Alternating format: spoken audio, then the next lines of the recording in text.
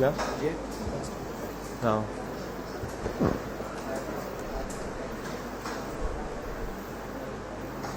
Video बहुत चौड़ी नहीं तो सही स्टार्ट हो गई।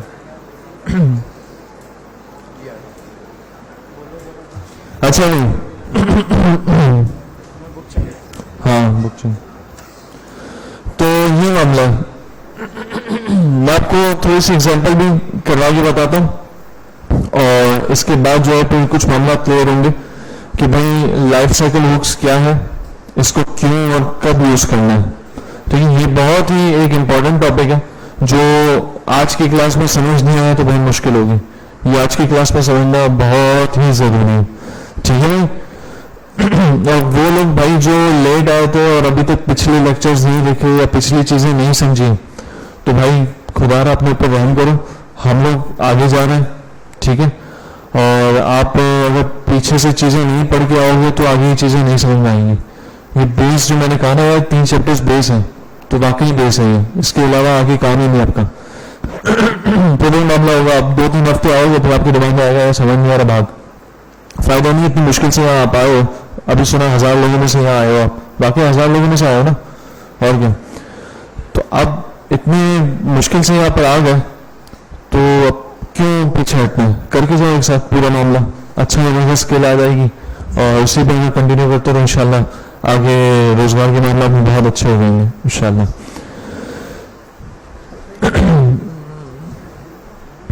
अच्छा मैं क्या करूं तो यार बच्चे सुनो,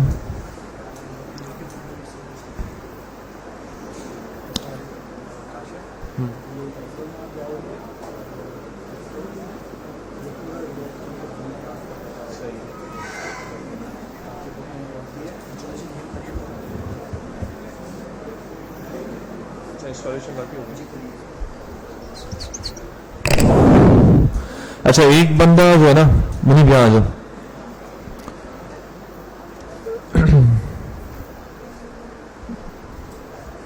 इसको इंस्टॉलेशन में लगा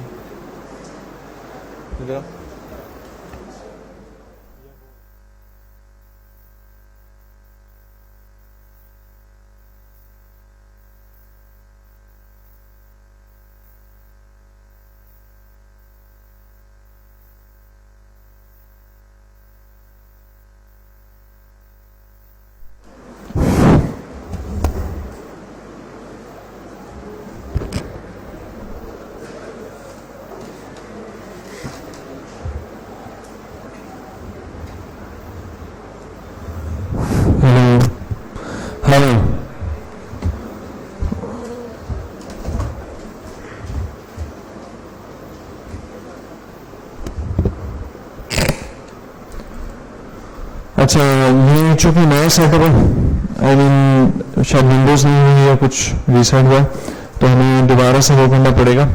क्या चीज़ मेरे ख्याल से नोट भी नहीं हुआ होगा, तो सारा सेटअप दोबारा करना पड़ेगा। चल भाई स्टार्ट हो जा।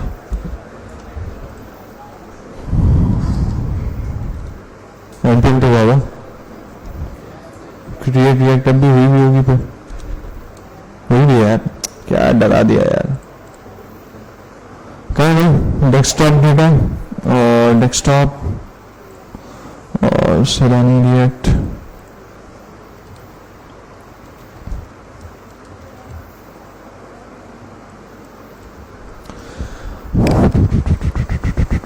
बुक का है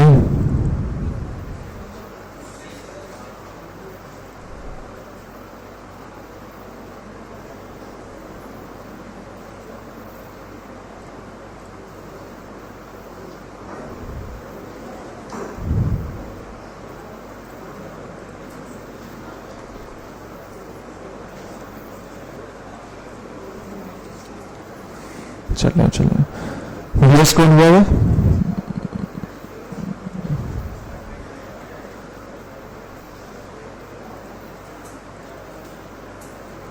वेबस्टॉन में हाँ है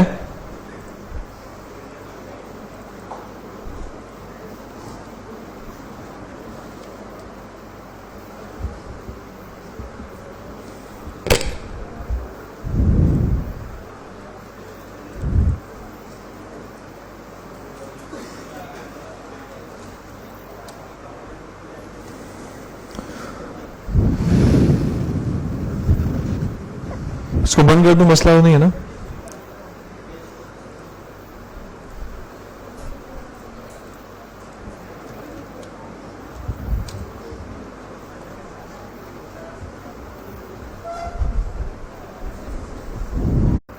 डैशबोर्ड पे काम करते हैं। ये डैशबोर्ड का कंपोनेंट है, ठीक है, सही नहीं? अच्छा, अब डैशबोर्ड के कंपोनेंट में मैं टेक्स्ट रिसीव करता हूं और उस टेक्स्ट को मैं दूंगा कहां से? दिस डॉट स्टेट डॉट, बल्कि ऊपर से टेक्स्ट ले लेता हूं, ठीक है, सही नहीं? और यहां एक इनपुट बनाता हूं,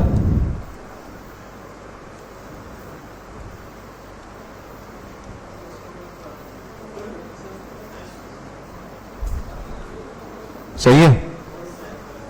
और ऊपर क्या चाह रहा है? इनपुट में क्या लिखते हैं भैया? ऑन चेंज ना, टाइप छोड़ो यार, अभी लंबी क्यों कर रहे हो? अच्छा, ऑन चेंज पे मैं क्या करूं? फिलहाल अभी मैं एरे फंक्शन में सेट स्टेट कर रहा हूं, ठीक है? दिस डॉट सेट स्टेट, और सेट स्टेट में क्या करूं? टेक्स्ट को, टेक्स्ट में क्या आएगा? यहां पे मिलेगा, तो यहां E dot target dot volume, ठीक है, टेक्स्ट से बोल जाएगा। हाँ भाई, अच्छा, हट रही है,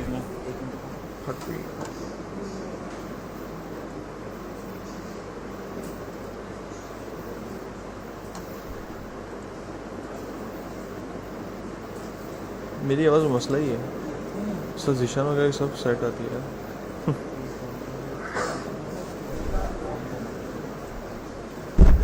ये देखो ना, ये फुल ब्लास्ट करा दी, इधर से कम हो गई।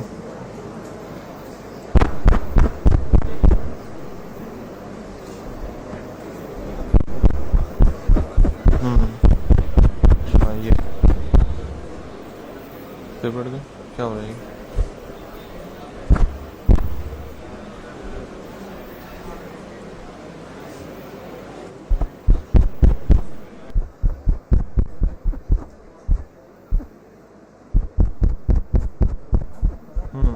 हेलो, ये सही जाएगी। हेलो, हेलो, हाँ भाई, कैसा लग रहा है भाई आपका? अच्छा भाई, तो इनपुट में मैंने सेट स्टेट किया टेक्स्ट को, सही है भाई? अच्छा, इनिशियली हम काम करते हैं, यहाँ पर दे देते हैं टेक्स्ट, और उसको क्या दे? खाली स्ट्रिंग दे देते हैं, या अभी फिलहाल मैं टेक्स्ट में लिखता हूँ हेलो वर्ल्ड। इनिशियली टेक्स्ट में क्या लिखा था? हेलो वर्ल्ड, ठीक है। अच्छा, डैशबोर्ड में जाता हूं, किधर है डैशबोर्ड होगा? कंपोनेंट्स में होगा, स्क्रीन्स में होगा, स्क्रीन्स में, ठीक है। और डैशबोर्ड में जाके मैं कुछ भी नहीं करता, सिर्फ और सिर्फ यहां पर वही टेक्स्ट को मैं प्रॉप्स से ले लेता हूं। प्रॉप्स में मिलेगा ना भाई? हाँ भाई, वहां से जो टेक्स्ट दे रहा हूं किस में मिलेगा? प्रॉप्स में मिलेगा। तो अगर यहां मैं this dot props dot text लिखूंगा तो मिल जाएगा। यस वाले कितने? ये मेरे चीते बंदे, 1 2 और 3, और 9 वाले कौन चीता? 2 3 वाले क्यों? क्यों दिस डॉट प्रॉप्स नहीं मिलेगा? ये चीते बंदे। अगर मैं ये लिखता हूं, यही तो एमसीक्यूज में आया था, तभी तुम लोगों के कम नंबर है। ये आया था ना एमसीक्यूज में, अब मिलेगा, ठीक है ना। और अगर दिस डॉट प्रॉप्स से ना करना, भले ही हटा दो, उससे प्रॉप्स कर लो, तब भी सही है, ठीक है। सही है भाई, यहां मिलेगा, नीचे दिस डॉट प्रॉप्स नहीं मिलेगा। क्या बात कर दी खोचे, मिल जाएगा। इसका जो ताल्लुक है, लास्ट क्लास में बताया था, ये यहां पर सुपर के अंदर जो प्रॉप्स का ताल्लुक है ना, वो सिर्फ कंस्ट्रक्टर की हद तक है, वहां पर दिस डॉट प्रॉप्स नहीं मिलेगा, बाकी पूरे कंपोनेंट में आपको मिल रहा होगा। सही है। अच्छा भाई, ये सही नहीं है क्या कि वहां पर मैंने टेक्स्ट भेजा, टेक्स्ट में भेजा, ठीक है, और यहां पर कंस्ट्रक्टर जैसे ही चलेगा तो ये प्रॉप्स का टेक्स्ट जो है अपनी स्टेट टेक्स्ट में सेव कर लेगा, ऐसा है, ठीक है। और मैं यहां पर कंसोल नहीं, तो यहां पर मैं रेंडर करवा लेता हूं उसको, ये हटा दूं। मैं यहां क्या बोलूं? टेक्स्ट, ठीक है, ये स्टेट का टेक्स्ट है। अच्छा, इसी तरह मैं प्रॉप्स वाला टेक्स्ट भी यहां पर रेंडर कर लेता हूं। दोनों एक ही है, लेकिन मैं ये बोलूं कि हो सकता है आप लोग ये समझो कि यार कोई डिफरेंस ना आ जाए, तो मैं यहां लिख देता हूं this dot props dot text, वही टेक्स्ट है जो मैंने स्टेट में सेव करवाया इनिशियली। ठीक है, अब इनके कंसोल चेक कर लेते हैं। ये प्रॉप्स का टेक्स्ट है, सही है, दिख रहा है भाई? चला के देखें, ये क्या है, लॉगिन क्यों हुआ? अच्छा, सेव नहीं किया। सही है। हाँ भाई, लाइन नहीं छूटी है, लाइन छोड़ो थोड़ी। इनपुट का ही, अच्छा इनपुट तो वही है। हाँ भाई, तो ये स्टेट का टेक्स्ट क्या आ रहा है? Hello world. प्रॉप्स का टेक्स्ट क्या है? Hello world. इनिशियली हमने हेलो वर्ल्ड दिया हुआ है, यहां तक सबको ले रहा है, ये तो कोई इशू नहीं है। अच्छा, आप देखिए मैं टेक्स्ट चेंज कर रहा हूं, टेक्स्ट चेंज करने पे मैंने टेक्स्ट को दोबारा सेट शीट किया हुआ है। इनपुट को चेंज करने पे मैंने सेट शीट किया हुआ है, तो होना क्या चाहिए? टेक्स्ट अपडेट होना चाहिए, दोबारा टेक्स्ट इसके अंदर जाना चाहिए डैशबोर्ड के अंदर, और डैशबोर्ड के अंदर जाके दोबारा कंस्ट्रक्टर को स्टेट देनी चाहिए और वो अपडेट कर देना चाहिए, रैंडम हमें अपडेटेड दिखना चाहिए। ऐसा ही होना चाहिए।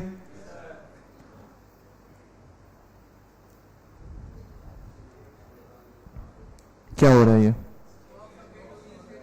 हाँ, प्रॉप्स अपडेट हो रही है लेकिन स्टेट अपडेट नहीं हो रही है, क्या वजह?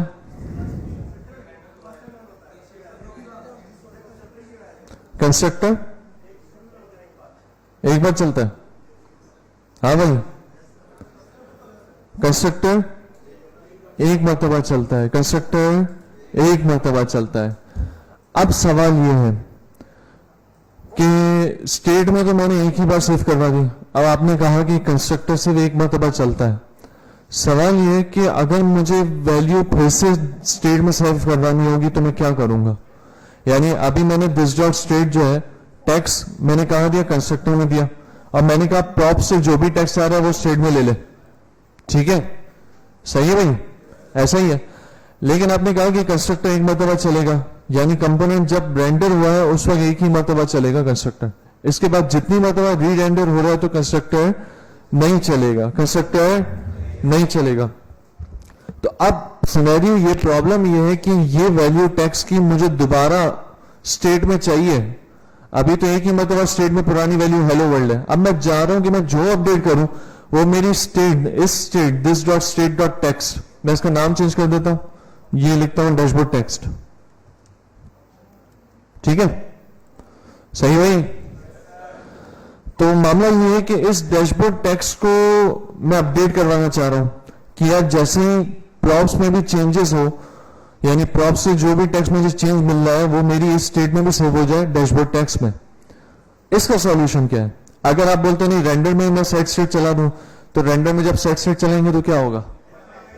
इनफाइनाइट लूप लिखना है, ठीक है, क्योंकि सेट स्टेट दोबारा रेंडर चलाएगा, रेंडर सेट स्टेट चलाएगा, सेट स्टेट रेंडर चलाएगा, रेंडर सेट स्टेट चलाएगा, तो ये पूरा चलता रहेगा जिंदगी भर। बात समझ आ रही है? तो अब इसका सॉल्यूशन क्या है? यहां आके फंस जाते हैं थोड़ा, है फंक्शन बना लें, उसमें टेक्स्ट की वैल्यू पास करवा दूं, कैसे? चलो बताओ, क्या बता रहे हो? बताओ। यहां पर फंक्शन भेजूं, यहां फंक्शन भेजूंगा तो क्या होगा? उस फंक्शन के अंदर क्या होगा? समझ नहीं आया। यहां पर जैसे हम फंक्शन बनाते हैं, जैसे माय फंक, हाँ ठीक है, चलो आगे। यहां पर एक और फंक्शन कॉल करो, फंक्शन इसी कंपोनेंट का होगा। हाँ भाई, अच्छा है ना, यू कंफ्यूजन क्लियर होती है कि यार चलो ये सिनेरियो नहीं चलेगा, चलेगा और कोई सिनेरियो है भाई दिमाग में किसी के कि यार शायद इससे हो जाए, बताओ, टेंशन नहीं, ट्राई कर लेते हैं, हो सकता है कि आप आपकी लग जाए लक। वो तो लाइफ साइकिल की तरफ तो हम जा ही रहे ना, लाइफ साइकिल तो टॉपिक है, मुझे वही तो बताना कि यहां हमें लाइफ साइकिल की जरूरत पड़ रही है। हाँ, और कोई इसके अलावा सिनेरियो कि यार इस तरह से मैं कर सकता हूं, स्टेट की वैल्यू चेंज करनी है चाइल्ड की, पेरेंट जब चेंज होगा, पेरेंट की स्टेट चेंज होगी।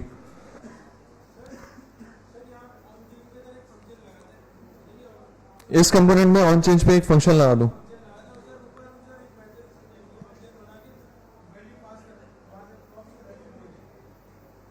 यहां पर ये app.js में पेरेंट है, app.js में एक फंक्शन बना, उसमें क्या करो?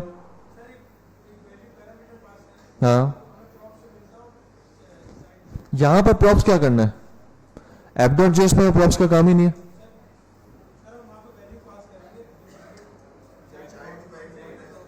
एक मिनट, क्या बोल रहे हैं ये बंदा?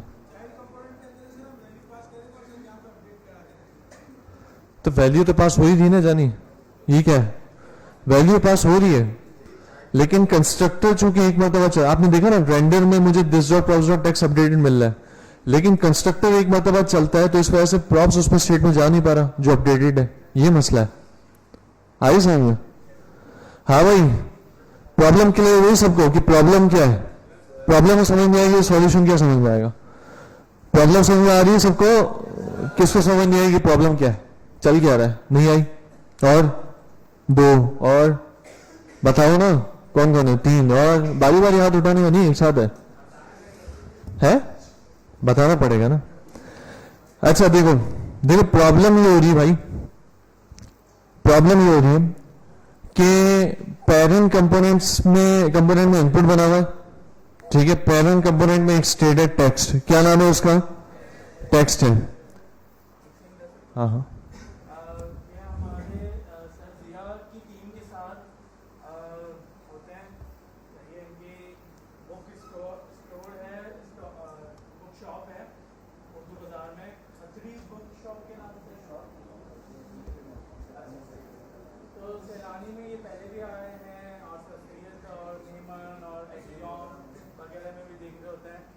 आपको कोई भी हार्ड बुक चाहिए ना, कोई भी बुक जो जैसे अभी आप रोड टू लर्न रिएक्ट कर रहे हैं या आइंदा के लिए कोई बुक, तो आप ये आपको फैसिलिटेट कर देंगे।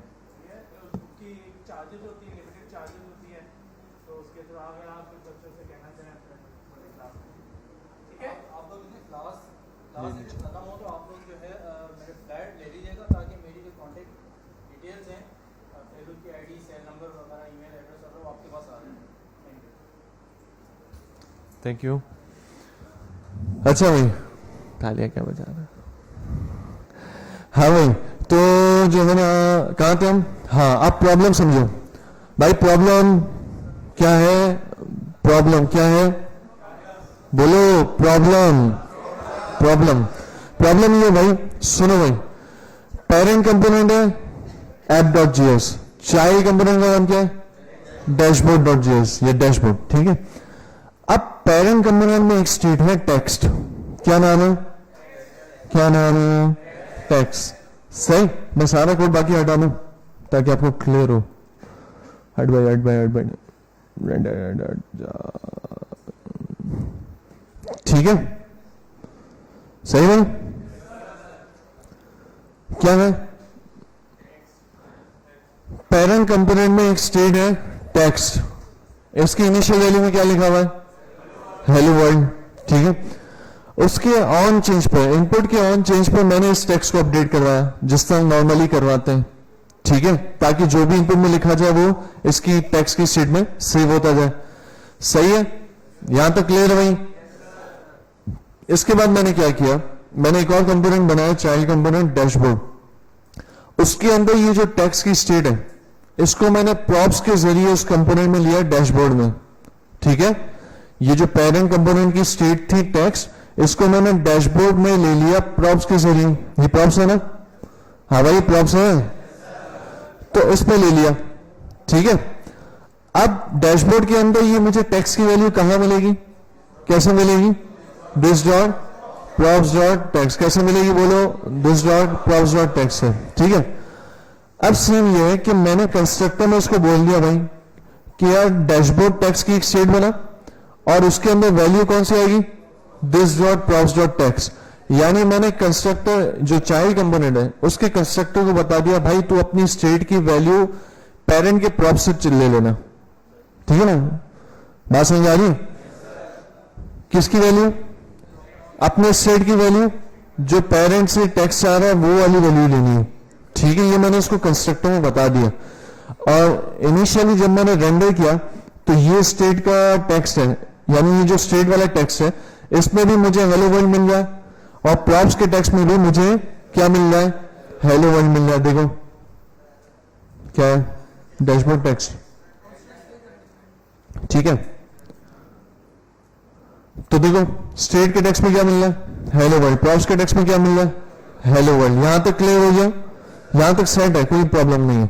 प्रॉब्लम उस वक्त आ रही है जब मैंने उसको बोला था कि भाई जब भी इनपुट चेंज हो तो टेक्स्ट में कोई वैल्यू डाल दे अपनी, जो भी चेंज हो रही। तो अब हो क्या रहा है कि टेक्स्ट में जैसे ही अपडेट होता है, जैसे मैंने हेलो वर्ल्ड था तो मैंने फिर एच लिखा। ठीक है, क्या लिखा? एच लिखा। एच जैसे सेट स्टेट हुआ टेक्स्ट पे चला गया एच, रेंडर दोबारा चला। रेंडर जब दोबारा चला होगा तो डैशबोर्ड में दोबारा टेक्स्ट गया होगा। हाँ भाई, डैशबोर्ड भी री रेंडर हुआ होगा ना। जैसे पूरा ये रेंडर चला है तो डैशबोर्ड भी री रेंडर हुआ होगा। लेकिन जब एक कंपोनेंट इनिशियलाइज हो चुका है तो उसका कंस्ट्रक्टर सिर्फ और सिर्फ एक ही मरतबा चलेगा। कंस्ट्रक्टर कितनी मरतबा चलेगा? एक मरतबा। पहले चल चुका है कंस्ट्रक्टर, चल चुका है ना, अभी के सिनेरियो में पहले चल चुका। अब दोबारा जब मैंने सेट स्टेट किया टेक्स्ट को तो अब कंस्ट्रक्टर नहीं चलने वाला। अब जब कंस्ट्रक्टर नहीं चल रहा तो यहां पर क्या आपको सेट स्टेट दोबारा करेगा? ये नहीं करेगा। यानी प्रॉप्स डॉट टेक्स्ट में जो अभी एच आया उसको डैशबोर्ड टेक्स्ट में नहीं डालेगा, बल्कि वो पुरानी वाली स्टेट को ही सेव रखा हुआ हेलो वर्ल्ड को। बात समझ आ रही? तो अब इस वजह से जैसे मैं देखूंगा रेंडर में चलेगा तो डैशबोर्ड टेक्स्ट में मुझे वही पुराना वाला हेलो वर्ल्ड मिल रहा है, जबकि प्रॉप्स डॉट टेक्स्ट तो चेंज हो गया जो अभी मैंने अपडेट किया। देखो सिर्फ प्रॉप्स वाला चेंज हो रहा है, स्टेट वाला चेंज नहीं हो रहा। क्या वजह? क्या वजह भाई? कंस्ट्रक्टर एक ही मरतबा चल रहा है। कंस्ट्रक्टर एक ही मरतबा चल रहा है, ये इशू है।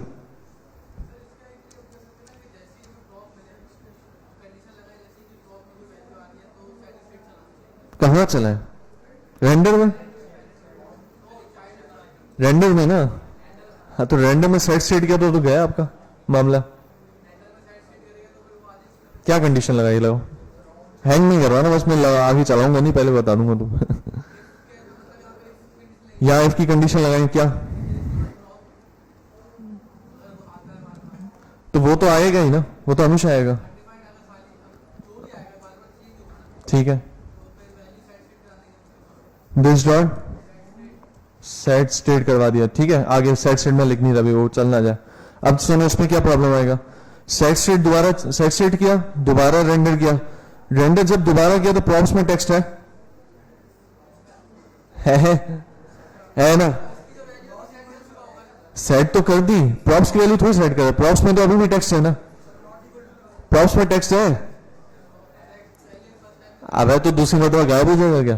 प्रॉप्स में से तो आ ही रहा है ना यार, पेरेंट तो दे ही रहा, दोबारा चलेगा, फिर प्रॉप्स में टेक्स्ट मिलेगा, दोबारा चलेगा, वही है, वही इनफाइनाइट मामला पड़ेगा यार, ये नहीं यहां पर सीन। समझ में आया भाई? तो ये सॉल्यूशन नहीं चलेगा। अब फाइनली हमें आना पड़ेगा लाइफ साइकिल हुक पर। ठीक है, ये आपको प्रॉब्लम समझ में आ गई। अब इसका सॉल्यूशन लाइफ साइकिल हुक ने दिया। लाइफ साइकिल हुक्स क्या, पहले ये समझ लो। लाइफ साइकिल हुक्स ये कि रिएक्ट के कंपोनेंट ने अपने कुछ मेथड्स दिए, जिसमें से दो मेथड आपके सामने है, कंस्ट्रक्टर और रेंडर। ठीक है, दो मेथड्स आपके सामने हैं, ये भी लाइफ साइकिल हुक्स ही है, कंस्ट्रक्टर और रेंडर। कंस्ट्रक्टर इनिशियली चलता है, रेंडर जो है वो हर बार स्टेट के अपडेट होने में चलता है, इनिशियली भी चलता है और स्टेट के अपडेट पे भी चलता है। अब मजीद कुछ और इसने डिफॉल्ट मेथड्स दिए हैं, वो किसी न किसी मकसद पे चलते हैं। सबसे पहली चीज जो आज हम पढ़ते हैं, जो इस प्रॉब्लम को सॉल्व करेगी, वो है कंपोनेंट विल रिसीव प्रॉप्स। क्या है नाम बताओ भाई? Component will receive props. ये डिफॉल्ट फंक्शन है, जिस तरह कंस्ट्रक्टर एक डिफॉल्ट फंक्शन है, रेंडर एक डिफॉल्ट फंक्शन है। ठीक है ना, इसका पहले से नाम है। ठीक है, इसका नाम हमने तो नहीं रखा ना, रिएक्ट में नाम रखा इसका। बात समझ आ रही भाई? मुंडे हिलाएगा वो समझ में आता है तो मैंने लिखा, देखो component will receive props.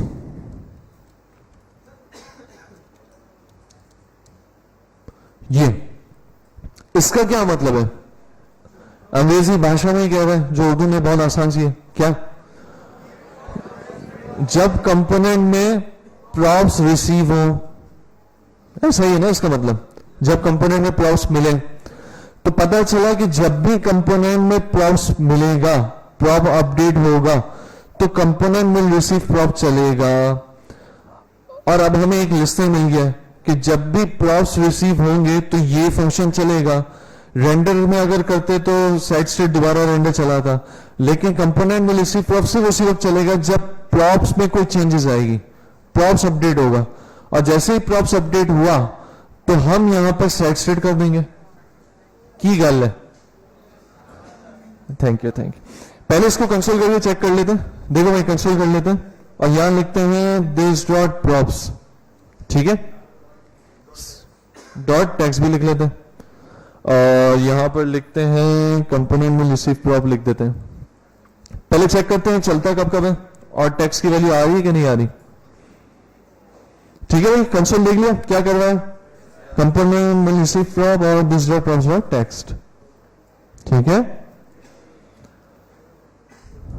F12 शरीफ को देखते हैं। इनिशियली चला ही है, नहीं चला है, और यहां पर आपके भाई ने H लिखा तो कंपोनेंट में रिसीव प्रॉप चला, लेकिन स्टिल आप देख लो this dot props dot text में तो हेलो वर्ल्ड ही लिखा हुआ है।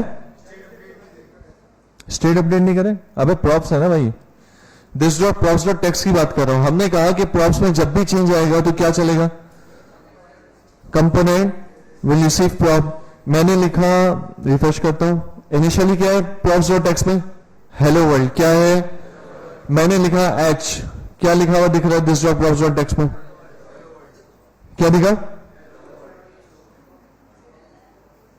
ये रहा this dot props dot text में क्या लिखा हुआ है हेलो वर्ल्ड। हमने तो कहा कि जो चेंजेस होगी वो यहां दिख जाएगी, वो तो नहीं दिखी। अच्छा एक और चीज नोट करो, अभी हेलो वर्ल्ड मैं फिर ई लिख रहा हूं, क्या दिया, पिछला वाला दे रहा है, यानी जिस वक्त हमें जो चीज चाहिए उस वक्त अवेलेबल नहीं है, फायदा क्या, अब बाद में मिल ली। तो भैया मामला ये, इसकी अंग्रेजी पढ़ो, क्या लिखा है, विल रिसीव प्रॉप, क्या लिखा है, विल, डिड रिसीव प्रॉप नहीं लिखा, क्या लिखा है, विल रिसीव प्रॉप। यानी जब प्रॉप्स अपडेट करेगा तो इसका मतलब this dot props dot text updated नहीं है, प्रॉप्स अपडेट नहीं हुआ है इस कंपोनेंट का, वो प्रॉप्स अभी मिलेगा फिर अपडेट करेगा। मिल तो रहा है, अपडेट नहीं किया अभी। बात समझ आ रही भाई, पेरेंट से मैं प्रॉप्स भेज तो रहा हूं, लेकिन कंस्ट्रक्टर में अभी ये जिस कंडीशन पर है उस वक्त तक प्रॉप्स डॉट टेक्स्ट अपडेट नहीं हुआ। ये वो वाली कंडीशन है कंपोनेंट में रिसीव प्रॉप में, इस वजह से मुझे प्रॉप्स डॉट टेक्स्ट पुराना वाला ही मिल रहा है जो लास्ट अपडेटेड है। नया अपडेटेड कैसे मिलेगा, बहुत ही आसान सी बात, कंपोनेंट में रिसीव प्रॉप में एक पैरामीटर मिलता है, उस पैरामीटर का नाम कुछ भी रख लो, हम यहां पर स्टैंडर्ड नाम रखते हैं नेक्स्ट प्रॉप्स। इस प्रॉप्स, ये वाली प्रॉप्स वो हैं जो आपको अपडेटेड मिलेंगी, समझ आ रही, चेक कर लो। प्रॉप्स डॉट टेक्स्ट को भी कराया हुआ और इधर लिख देता हूं नेक्स्ट प्रॉप्स, ठीक है, सही है भाई, नेक्स्ट प्रॉप्स। अब चेक करते हैं H, मैंने सिर्फ प्रॉप्स को करवा दिया, प्रॉप्स डॉट टेक्स्ट लिखता हूं H। अबे यार सब है, फिर नीचे वालों को दिखेगा नहीं ना, आई मीन ऊपर वालों। हाँ भाई सीन देखो, दिख रहा है, जो कंपोनेंट में रिसीव प्रॉप में this dot props dot text को करवाया था, तो ये पिछला वाला प्रॉप्स है, ठीक है, जो अपडेट होने से पहले। और नेक्स्ट प्रॉप्स जो पैरामीटर से मिल रहा है, पैरामीटर का नाम कुछ भी हो सकता है, ठीक है, नॉर्मली आपको बात पता है, रिसीविंग एंड पर जब आप फंक्शन चल रहा है तो वहां पर पैरामीटर का नाम कुछ भी लिख सकते हो। तो लेकिन स्टैंडर्ड जो देखा गया वो नेक्स्ट प्रॉप्स लिखते हैं कि अगले प्रॉप्स जो आने हैं उसकी बात हो रही। तो नेक्स्ट प्रॉप्स के अंदर मैंने टेक्स्ट देखा तो वो बिल्कुल अपडेटेड है, वो बिल्कुल अपडेटेड है। तो आपको यहां बात समझ में आ गई कि अब मैं यहां पर अपने टेक्स्ट को सेट कर सकता हूं, किससे, this dot props dot text या next props dot text, next props dot text है। यहां तक बात सबको समझ आ रही है? कोई ऐसा बंदा जिसको ना आया होगा? मेरे ख्याल से होगा यार, टेंशन नहीं लो। अबे हाथ उठाओ, मसला नहीं है, दोबारा रिपीट करेंगे, है ना? बोल रहा हूं ना, आइडिया होता है। हाँ हाँ, मैं बता रहा हूं, देखो फिर से सुनो। सीन क्या हुआ था? प्रॉब्लम फिर से दोहरा, प्रॉब्लम ये थी, पेरेंट में टेक्स्ट दे, भाई तवज्जो है सबकी? हाँ भाई, पेरेंट में स्टेट चेंज करवाई, लेकिन चाइल्ड में उसका इफेक्ट नहीं आ रहा, क्योंकि चाइल्ड में कंस्ट्रक्टर एक ही मरतबा चला, और चाइल्ड में हमने स्टेट में उस प्रॉप्स को सेट करवाया था, लेकिन स्टेट चूंकि कंस्ट्रक्टर में एक ही मरतबा सेट हुई थी, पहली मरतबा यहां पर। अब दोबारा जब भी टेक्स्ट अपडेट हो रहा है, प्रॉप्स अपडेट हो रहा है, तो चाइल्ड को कोई फर्क नहीं पड़ रहा, क्योंकि कंस्ट्रक्टर एक ही मरतबा चलाता। ये हमारी प्रॉब्लम थी, ठीक है? सही है भाई, ये हमारी प्रॉब्लम थी। अब सीन ये था, इसका सॉल्यूशन हमने कहा कि कंपोनेंट विल रिसीव प्रॉप, एक या बातें नहीं करो please, component will receive props जो है, ये एक ऐसा लाइफ साइकिल हुक है जो कब चलता है? जब आपके पेरेंट में जब आपने ये कंपोनेंट कॉल किया हुआ है, और उस कंपोनेंट में जो भी प्रॉप्स दे रहे हो आप, वो अगर उसमें चेंजेस आ रही हैं, ठीक है, अगर उसमें चेंजेस आ रही हैं, तो आपका ये मैटर चलेगा, कंपोनेंट विल रिसीव प्रॉप्स। क्या चलेगा? कंपोनेंट विल रिसीव प्रॉप्स चलेगा। अब इसके अंदर मजीद दो बातें आई कि भाई अगर इसके अंदर मैं लिख रहा हूं this dot props dot text, क्या लिख रहा हूं? This dot props dot text, तो होना तो ये चाहिए था कि ये टेक्स्ट अपडेटेड आए, यानी जो बाहर से वैल्यू मैं सेट कर रहा हूं वही वैल्यू यहां मुझे प्रॉप्स के टेक्स्ट पर मिल जाए, लेकिन ऐसा नहीं हुआ। हुआ ये कि जो है, जो स्टेट में आप वहां से टेक्स्ट दे रहे हो, जैसे मैंने इनपुट पे लिखा हेलो एच लिखा, तो यहां पर जब मैं आ रहा हूं तो यहां पर this dot state dot props में मुझे पुरानी ही वैल्यू मिल रही है, यानी हेलो वर्ल्ड, हालांकि वहां क्या लिखा है? एच लिखा है। क्या लिखा है? एच लिखा है। तो अब मुझे यहां पर अपडेटेड वैल्यू कैसे मिलेगी? तो अपडेटेड वैल्यू मुझे नेक्स्ट प्रॉप्स में मिलेगी, जो मुझे पैरामीटर से मिल रहा है। उसमें क्यों नहीं मिली? This dot props dot text पे क्यों नहीं मिली? तो इसकी वजह ये कि ये लाइफ साइकिल हुक का नाम क्या है? Component will receive prop. Will receive prop यानी रिसीव हो तो रहा है, लेकिन इसने प्रॉप को अपडेट नहीं किया। जो इस कंपोनेंट का प्रॉप है दिस डॉट प्रॉप्स, उसको अपडेट नहीं किया, बल्कि वो अपडेट इस कंपोनेंट विल रिसीव प्रॉप के बाद करेगा। कंपोनेंट विल रिसीव प्रॉप चल गया, इसके बाद अपडेटेशन होगी दिस डॉट प्रॉप्स में। इस वजह से this dot props dot text में पुरानी वैल्यू मिल रही है, नई नहीं मिल रही। कैसा क्लियर हुआ? कैसा दिया? ये था ना अपना तो। हाँ भाई, अब क्लियर हो गया? पक्का? कंचा? सबको? ये सीन है। अब यहां पर क्या काम करना? क्या कर लो भाई? दिस डॉट सेट स्टेट, वही डैशबोर्ड टेक्स्ट, और कौन सा? This dot props dot text है, नेक्स्ट प्रॉप्स डॉट टेक्स्ट। क्यों? क्योंकि this dot props dot text में अपडेटेड वैल्यू नहीं आ रही। This dot props dot text में अपडेटेड वैल्यू नहीं आएगी। अपडेटेड वैल्यू किस में आएगी? नेक्स्ट प्रॉप्स डॉट टेक्स्ट में आ रही है। गिटहब पे ये कोड नहीं जाए, डाल दूंगा, टेंशन नहीं लो, ये कोड तो जाएगा। ये बात आपको क्लियर हो गई? चेक करते हैं अब इफेक्ट सही आ रहा है कि नहीं।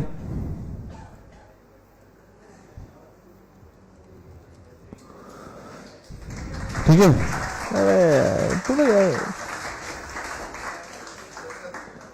मतलब बंदा शर्म के मारे झुक जाए कि कौन सा ऐसा काम कर लिया, जैसे मतलब सही आई, बेहतरीन है। ठीक है, तो ये आपको सिनेरियो क्लियर हो गया। लाइफ साइकिल हुक का पहला आज हमने पार्ट पढ़ा है, 2 पार्ट पढ़ चुके हैं, कंस्ट्रक्टर और रेंडर। तीसरा पार्ट समझ लो पढ़ा है, क्या है? Component will receive props. Spelling याद कर लो भाई, कंपोनेंट विल रिसीव प्रॉप्स।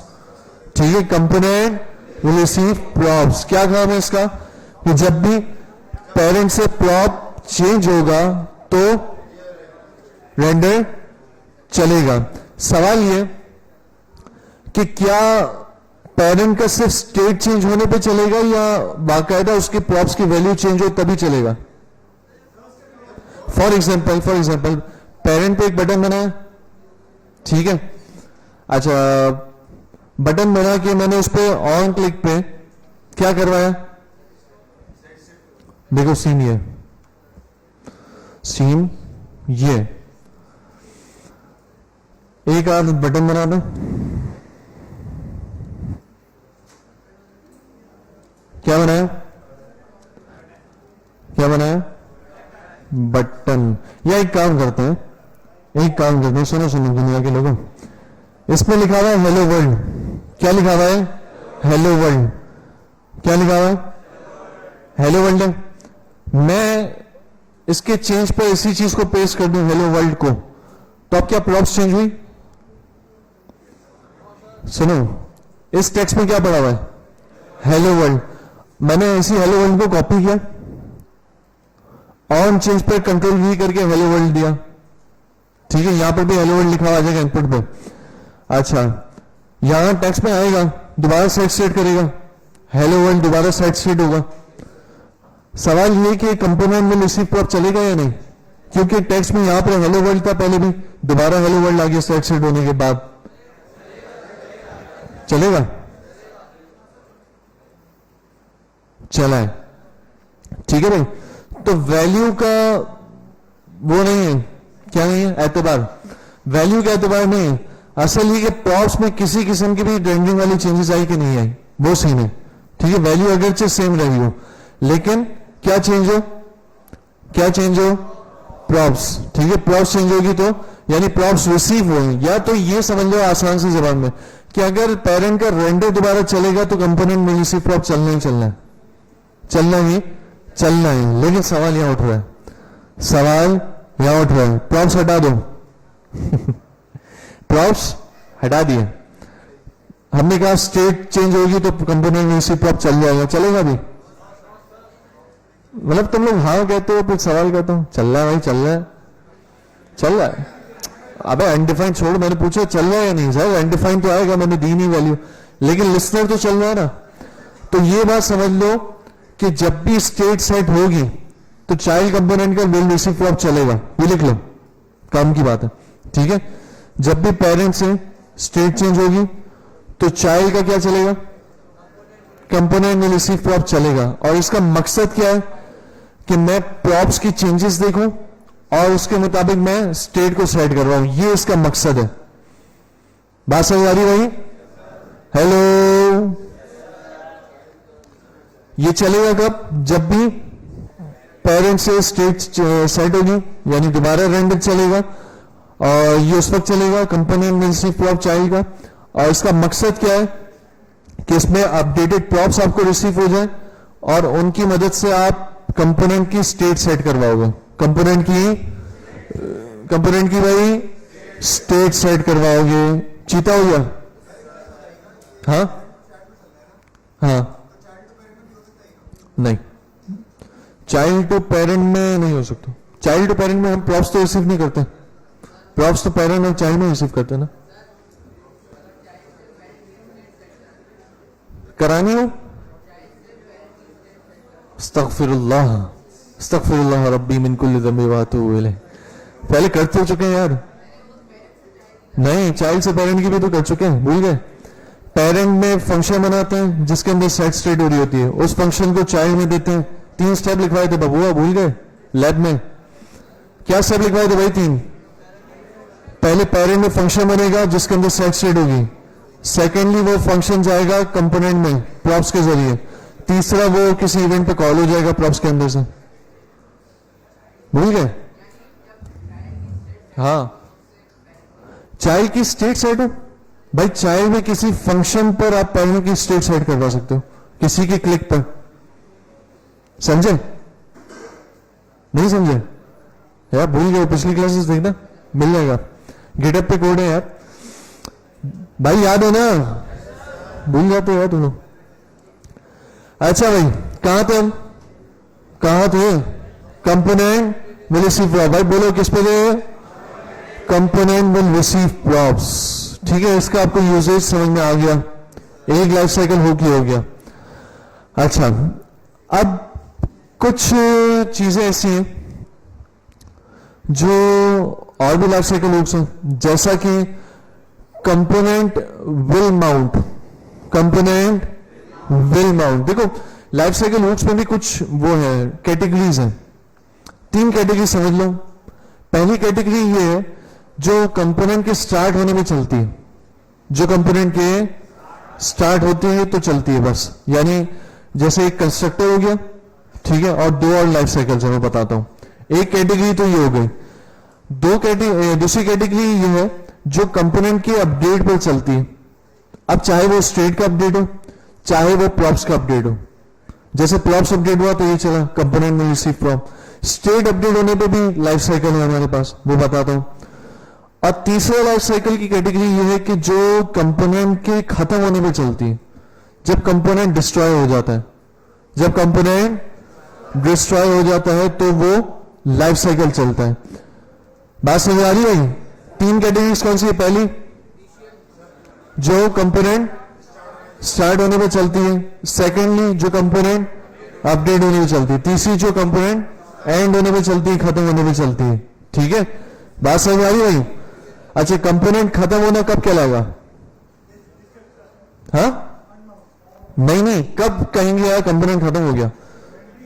जब उसकी रेंडरिंग खत्म हो जाए। जैसे हम कंडीशन लगाते थे कि यूजर हो तो वो कंपोनेंट दिखा, यूजर ना हो तो वो कंपोनेंट ना दिखा। जैसे यहां लगी हुई थी अभी कि यूजर अगर मिल जाए तो लॉगिन के कंपोनेंट खत्म हो जाए, लॉगिन कंपोनेंट रेंडर ना हो, तो ये है कंपोनेंट का खत्म होना, कि कंपोनेंट रेंडर ही नहीं हो रहा। समझ आ रही है? तो इसका भी लिस्टर है। आपको कोई काम करवाना हो कि जब कंपोनेंट खत्म हो जाए तो ये काम कर, तो इसका भी लिस्टर है। बात समझ आ रही है? अब 2 लिस्टर सुनते हैं जो इनिशियली चलेंगे। ये मैंने आपको बीच में इस वजह से बताया ताकि आपको लाइफ साइकिल हुक्स का मकसद समझ में आए। ये हालांकि बीच का टॉपिक है, अपडेट वाला टॉपिक है। हाँ भाई बोलो,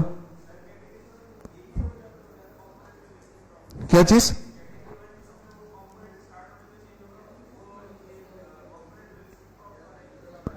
क्विज में पूछो।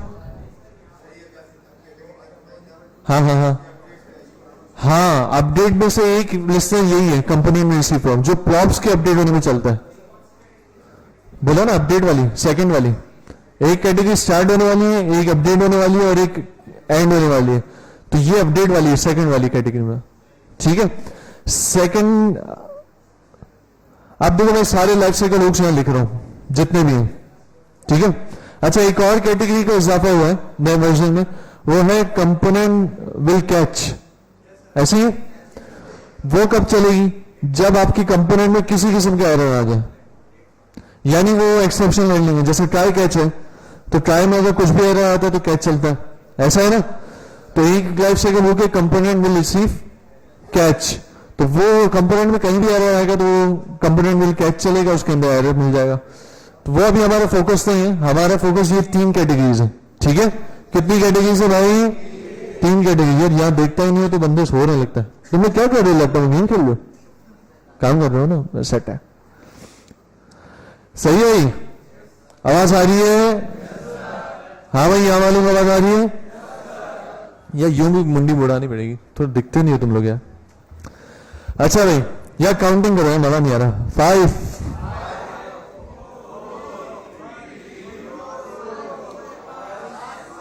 मजा नहीं आया यार। 10 से स्टार्ट करो। 10। हाँ चलो।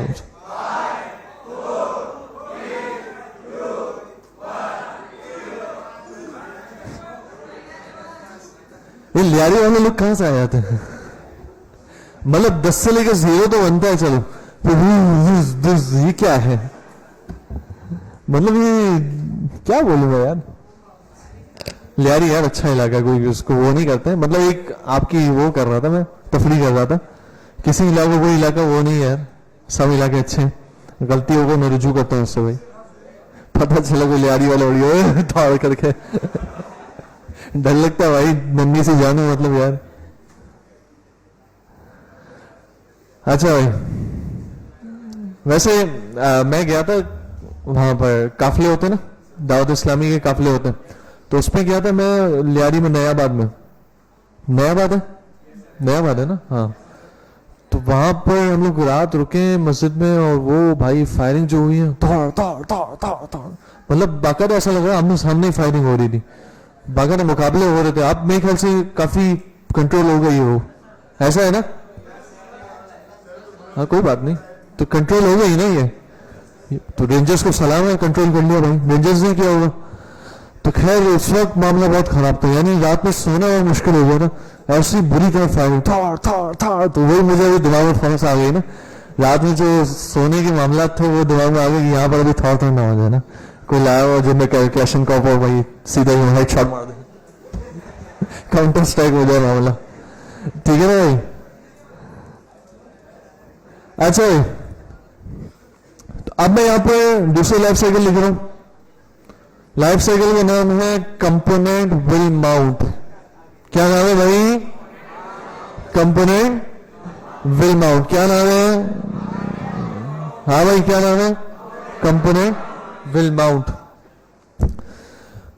मदरसे की याद आती कभी कभी? बहुत याद आती।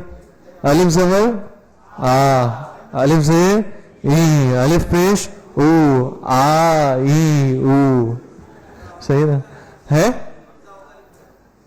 हाँ, अलिफ पर ज़बर से पेश है तो हमजा हो जाता है, हमजा ज़बर आ होता है। क्या कर रहे हो, याद नहीं है तुम लोग को? क्या पढ़ के आए हो? अच्छी पॉइंट बता। अच्छा भाई, कंपोनेंट विल माउंट ये कब चलेगा? जब कंपोनेंट माउंट होगा। माउंट का मतलब क्या है? माउंट का मतलब है रेंडर होना। क्या मतलब है? रेंडर होना। माउंट का मतलब लिख लो, क्या है? रेंडर होना। तो जब भी आपका कंपोनेंट रेंडर होने जा रहा होगा, गया नहीं, जब भी आपका कंपोनेंट रेंडर होने वाला होगा, हुआ नहीं है, ठीक है, तो आपका कंपोनेंट विल माउंट चलेगा। क्या चलेगा? Component will mount. चेक करना चाहो चेक कर लेते हैं। console.log कंपोनेंट विल माउंट दुस, ठीक है। और रेंडर में कुछ है स्ट्रीट, console.log रेंडर, ठीक है। क्या चलना चाहिए पहले, ये या रेंडर? रेंडर चलेगा।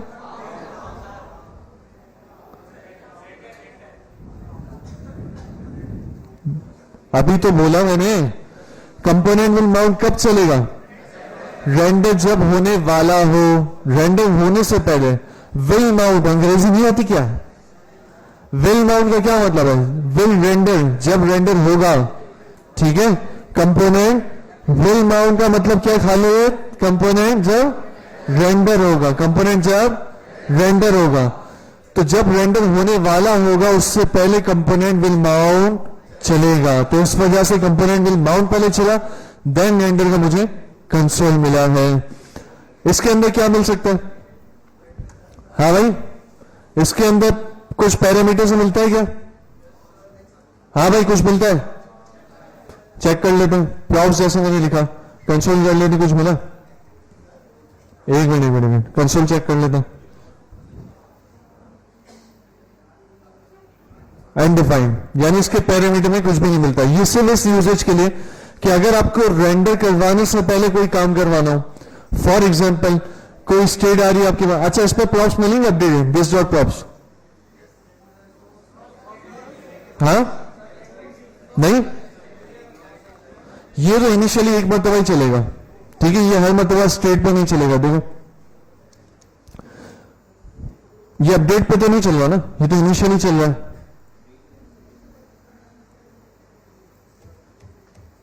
रेंडर चल रहा, विल माउंट नहीं चल रहा, इसके कंसोल तो मैंने हटा दिया। तो भाई पता चला विल माउंट जो है वो इनिशियली चलेगा कंस्ट्रक्टर के बाद, कंस्ट्रक्टर चलेगा, कंस्ट्रक्टर के बाद क्या चलेगा? विल माउंट, ठीक है। विल माउंट में हम यूजुअली क्या करते हैं? तो विल माउंट में हम यूजुअली या तो फैचिंग करते हैं, ठीक है, बस फैचिंग ही करते हैं नॉर्मली, ठीक है ना। तो नॉर्मली इस पे फैचिंग होती है एपीआई से, कि जब कंपोनेंट चलना स्टार्ट हो तो मैं ये काम करवा रहा हूं कि कोई एपीआई से डेटा ले आए, ये मामला करना है, ठीक है। इसी तरह ये विल माउंट चलेगा रेंडर से पहले। एक है कंपोनेंट डिड माउंट, ये कब चलेगा? रेंडर के बाद। डिड माउंट, डिड है पास्ट का सीगा, पास्ट का टेंस, ठीक है ना। तो डिड माउंट कब चलेगा भाई? रेंडर के बाद। जब रेंडर हो जाए, माउंट हो जाए, तब जो है कंपोनेंट डिड माउंट चलेगा। देखो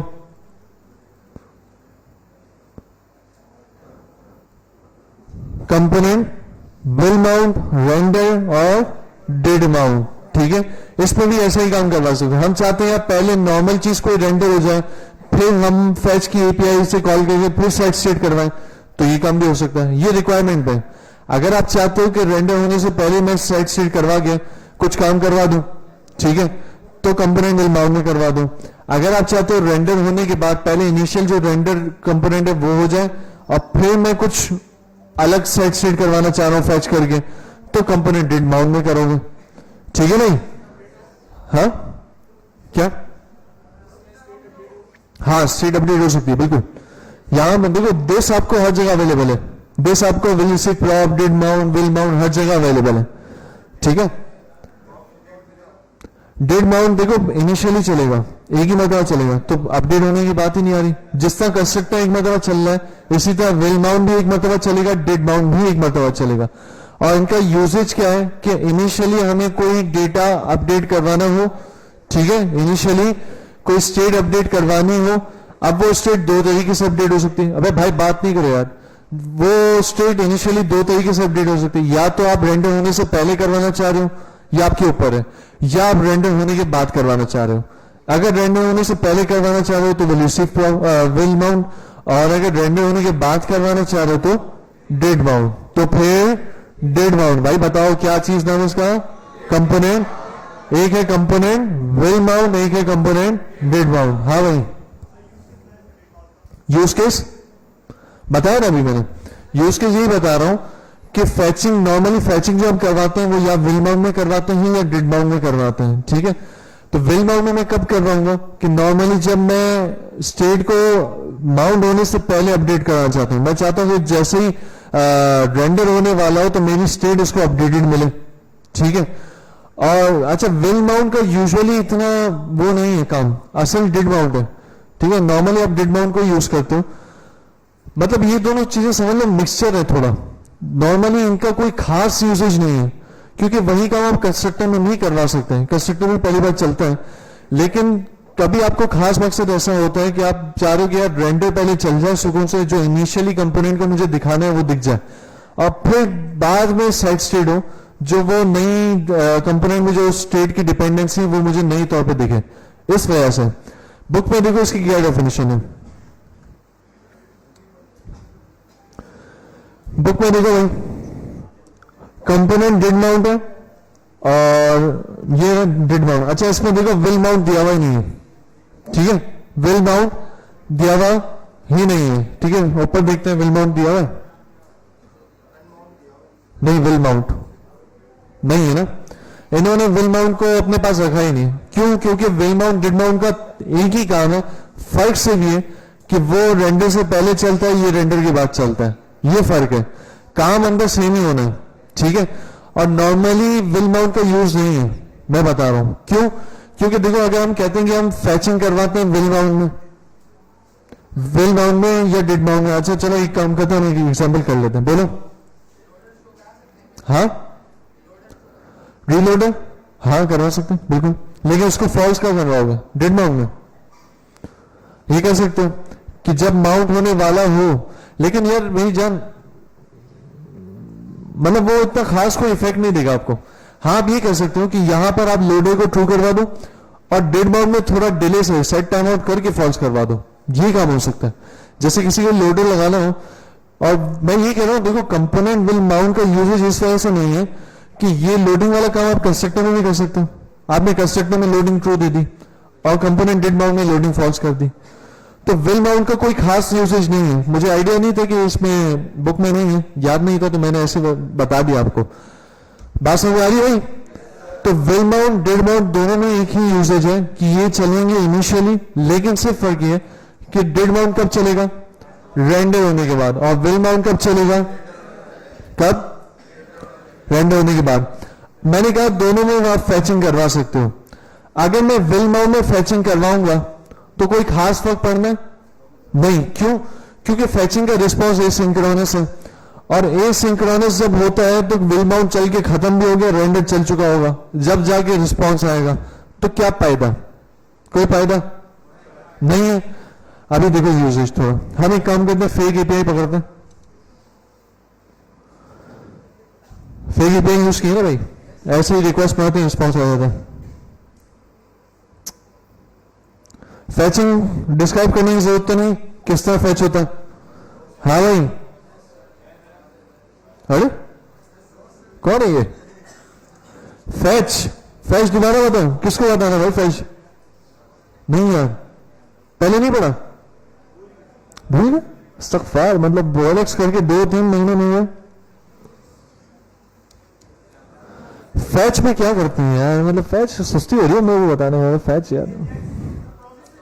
देख भाई, देखो भाई, सॉरी, सुनो भाई, आवाज आ रही है? फैच में क्या होता है? फैच में हम सिंपली यूआरएल डालते हैं, एपीआई। एपीआई किसे कहते हैं? किसे कहते हैं? एप्लीकेशन प्रोग्रामेबल इंटरफेस, ठीक है, एप्लीकेशन प्रोग्रामेबल इंटरफेस, ठीक है। अच्छा यार, ये फा को पा बोलने में बड़ा मजा आता है, जो पठान बोलते हैं ना, वो तो यार मैं पूछता है फ्रेंच फ्राइज में कितनी देर, बस हाफ फ्राई डाला है, हाफ फ्राई को हाफ फ्राई। मेरा नाम बोले काशिफ भाई, कैसे हो काशिफ भाई? काशिफ, काशिफ भाई। तो ये बड़ा अच्छा लगता है फा को पा बोलना है। ये मतलब नॉर्मल पठानी में भी फा है ही नहीं है। तुम हो ना पठान, फा में पानी है, फा में क्या हो, पठानी में पानी है। हाँ, पठान तो पठान ही है ना, नहीं फटान अगर कोई हो तो उसको कोई पठान बोलेंगे, है? मैं ये पूछ रहा हूं, पढ़ानी में फा एग्जिस्ट ही नहीं करता है, तो फिर फा को पा क्यों बोलते? एक मिनट ना, हाँ काशिफ भी बोलते हैं। तो फा की 2 कैटेगरीज क्यों बनती है? फा और एक फा वाला, एक फा पा वाला है। मतलब ये 2 कैटेगरीज है इसका मतलब। पूछ के है ना मैं, फा है कि नहीं तुम्हें में? सही है, ओरिजिनल नहीं है। अच्छा ऐसा भी हो सकता है ना कि माँ कुछ और हो बाप कुछ और हो, ऐसा भी तो होता है ना, या माँ अब्बू पठान हो माँ मेमन हो। ऐसा भी होगा, ठीक है ना भाई? क्यों नहीं होता यार, ऐसा हो जाता है यार, क्या हो गया? फिर बंदा वो पठानी में मेमनी बोल रहा होता है, आए कि चूड़ियों और हाथ पढ़ाई करी हुई है।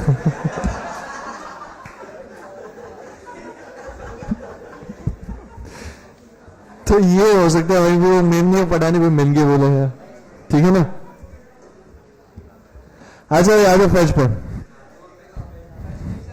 हाँ भाई, फैच में आप जो यार दिल पे नहीं रहे, मजाक कर रहा था, ठीक है, तफरीह कर रहा था, ठीक है ना? मैं खुद मेमन में अपनी देखो जबान में मिला रहा था पठानी। अच्छा भाई, और मतलब क्या कवर कर रहे हैं यार?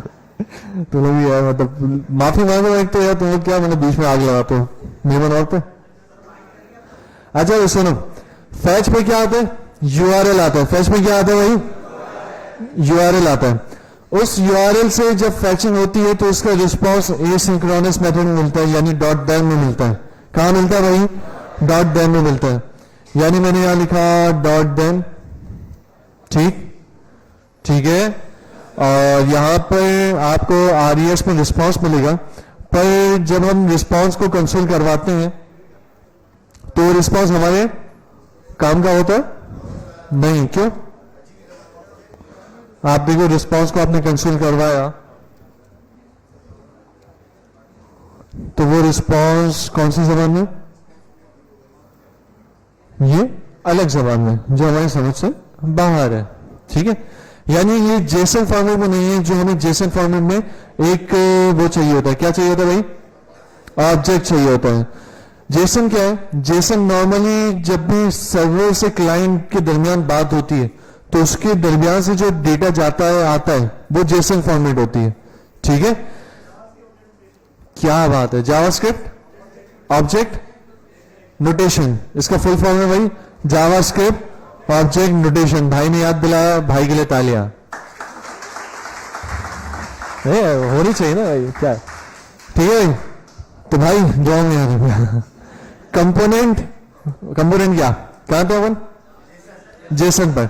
तो जेसन जो है वो कहां कहां यूज होता है भाई? नॉर्मली क्लाइंट से सर्वर की जब रिक्वेस्ट होती है तो उसके दरमियान जो डेटा जाता है वो जेसन या जाएगा या आएगा, दोनों फॉर्मेट जेसन होती है।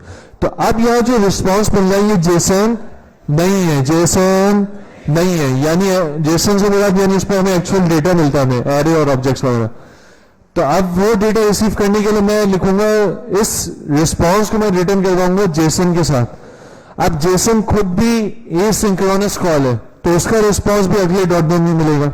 देखो कैसे, देखो भाई रिटर्न किया रेस डॉट जेसन, ठीक है। यहां पे इसको ऐसे भी लिख सकते हैं इनलाइन, सही है, सही है ना, लिख सकते हैं ना। तो अब रिटर्न रिस्पॉन्स डॉट जेसन किया और डॉट अगले डॉट देन के रिस्पॉन्स में मुझे सही रिस्पॉन्स मिल जाएगा।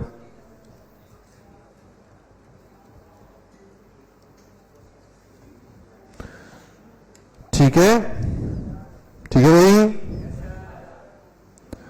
विल माउंट डिड माउंट कहां आ गया? आ गया, हाँ भाई आ गया, रिस्पॉन्स आ गया एपीआई का।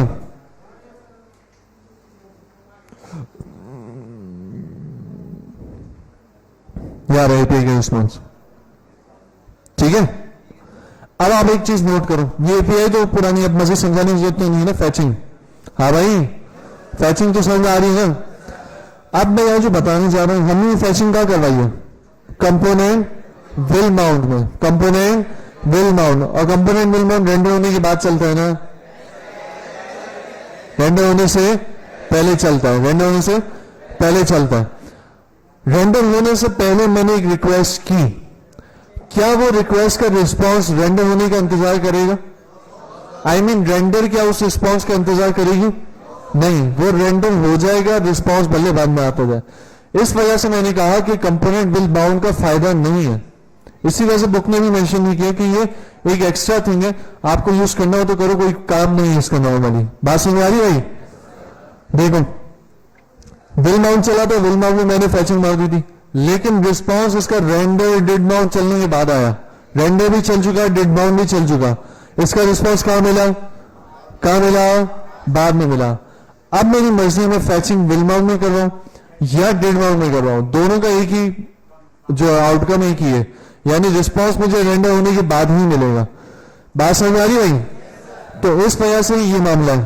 तो हम कंपोनेंट विल माउंट को समझ लो हम यूज नहीं करेंगे, हम सिर्फ डिड माउंट को ही यूज करेंगे। किसको यूज करेंगे भैया? डिड माउंट को ही यूज करेंगे, यही रिकमेंडेड वे है। ठीक है भाई, बात समझ आ रही है? अच्छा, क्यों हम डिड माउंट को ही सेलेक्ट कर रहे हैं, विल माउंट को हम सेलेक्ट कर लेते हैं? हम बोलते हैं विल माउंट को हम स्टैंडर्ड बना देते हैं, डिड माउंट को छोड़ो, काम तो एक ही है।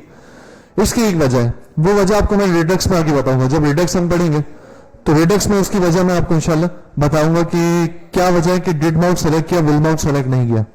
ठीक है भाई, बात समझ आ रही है? हाँ भाई, बात समझ आ रही है? ठीक है, यहां तक मामला क्लियर हो गया सबको? डिड माउंट हमने पढ़ लिया, विल माउंट हमने पढ़ लिया। ये कब चलते हैं भाई? कब चलते हैं? कब? जब पहली मर्तबा। आज के लिए आखिरी चीज पढ़ते हैं और उसी चीज में थोड़ा घूमते हैं, या बल्कि लाइफ साइकिल हुक्स तो हो ही गए एक तरह से। चलो यार, अगली क्लास में थोड़ा कंटिन्यू कर लेंगे। एक और चीज अब पढ़ते हैं। इनिशियलाइजेशन के 3 ये थे, 4 समझ लो, कंस्ट्रक्टर और रेंडर। नहीं, रेंडर तो हर मर्तबा चलता है। कंस्ट्रक्टर, विल माउंट और डिड माउंट, ये 3 लाइफ साइकिल हुक्स है जो इनिशियलाइजेशन वाली कैटेगरी में आते हैं। कि जब आपका कंपोनेंट इनिशियलाइज होता है तो पहली मर्तबा ये 3 लाइफ साइकिल हुक्स चलेंगे। क्या चलेगा भाई? ये 3 लाइफ साइकिल हुक्स चलेंगे। यहां तक सबको क्लियर हो गया भाई? सबको क्लियर है? आखिरी चीज जो आज के पढ़ने जा रहे हैं हम, अपडेट का एक और मेथड। एक तो हमने पढ़ा विल रिसीव प्रॉप्स। क्या पढ़ा? Will receive props. एक और हम पढ़ रहे हैं आज, component will update, component will update. लेकिन मैं ये चाहूंगा कि कंपोनेंट विल अपडेट पढ़ते हैं। अच्छा, कंपोनेंट विल अपडेट ये कब और कैसे और क्यों चलता है? हाँ भाई, अपनी अपनी राय दीजिए। जब री-रेंडर और री-रेंडर कब होता है? स्टेट अपडेट होती है। यानी आप ये कहना चाह रहे हो स्टेट के अपडेट पर चलता है, ठीक बात है। और प्रॉप्स के अपडेट पर भी चलेगा। किसके अपडेट पर? प्रॉप्स के अपडेट पर। फर्क क्या हुआ विल रिसीव प्रॉप और विल अपडेट में? हाँ भाई, एक बंदा को हाथ उठाओ, हाथ उठाओ जिसको जवाब देना है। मेरा सवाल ये है, पहले इसका एक काम करते हैं, कंसोल चेक कर लेना। कंसोल चेक किया आपके भाई ने, क्या लिखूंगा? Component will update. आपने कहा इसके अंदर क्या मिलेगा? प्रॉप्स और स्टेट मिलेगी। क्या यहां पर दिस डॉट प्रॉप्स अपडेटेड मिलेगी? हाँ भैया, कौन कौन बोलता मिल जाएगी? दिस डॉट प्रॉप्स अपडेटेड मिलेगा। जैसे मैंने वहां कंपोनेंट विल रिसीव प्रॉप्स में next props dot text updated है, लेकिन कंपोनेंट विल अपडेट में this dot props dot text updated मिलेगा। है भाई? क्यों? विल अपडेट है चच्चा। क्या है? Will update. और एक है डिड अपडेट। एक क्या है? Did update. एक क्या है? यहां पर this dot props dot text updated मिलेगा, यहां पर this dot state dot text भी अपडेटेड मिलेगा। लेकिन यहां पर सारी चीजें जो है वो पुरानी मिलेंगी, पैरामीटर में नहीं मिलेगी। यहां पर भी सेम सेम है। पहले पैरामीटर में नेक्स्ट प्रॉप्स मिलता है और दूसरे पैरामीटर में नेक्स्ट स्टेट मिलती है। दूसरे पैरामीटर में नेक्स्ट स्टेट मिलती है। कंफ्यूजन हो रही है बहुत बड़ी वाली, आई नो। अब इसको हम क्लियर करते हैं कंफ्यूजन को कि चलेगा कैसे, क्या नेक्स्ट प्रॉब्लम नेक्स्ट स्टेट दिमाग की लग रही है, मतलब क्या है ये? ठीक है भाई, आप पहले बताओ कंपोनेंट विल रिसीव आपको क्लियर हो गया सबको? ठीक है, वो तो मामला नहीं। कंपोनेंट विल अपडेट और डिड अपडेट कब चलेगा? जब, लिख लो, जब प्रॉप्स चेंज हो, जब स्टेट चेंज हो, दोनों की चेंजेस पर ये चलेगा अलग अलग। जब प्रॉप चेंज होगा तो उसके लिए अलग चलेगा, जब स्टेट चेंज होगी उसके लिए अलग चलेगा। हाँ हाँ, वही तो मैं अभी पूछने वाला था ना। पहले ये तो लिखो आप कि कंपोनेंट विल अपडेट और डिड अपडेट कब कब चलना है? जब जब स्टेट चेंज हो या प्रॉप्स चेंज हो, दोनों की चेंजेस पर ये चलेगा और दोनों के चेंजेस पर अलग अलग ये चलेगा। प्रॉप्स अलग चेंज हुई तो ये चलेगा, स्टेट अलग चेंज हुई तो ये दोबारा चलेगा। अच्छा, आपने सेट स्टेट दो बार किया हुआ है, एक बार सेट स्टेट किया फिर इसके नीचे दोबारा सेट स्टेट किया, तो ये 2 मरतबा चलेगा। ठीक है, सेट स्टेट जितनी मरतबा होगा उतनी मरतबा ये चलेगा, प्रॉप्स जितनी बार अपडेट होगी उतनी बार ये चलेगा। बात समझ में आ रही है? अब इसको चला के देखते हैं, टेंशन नहीं लो।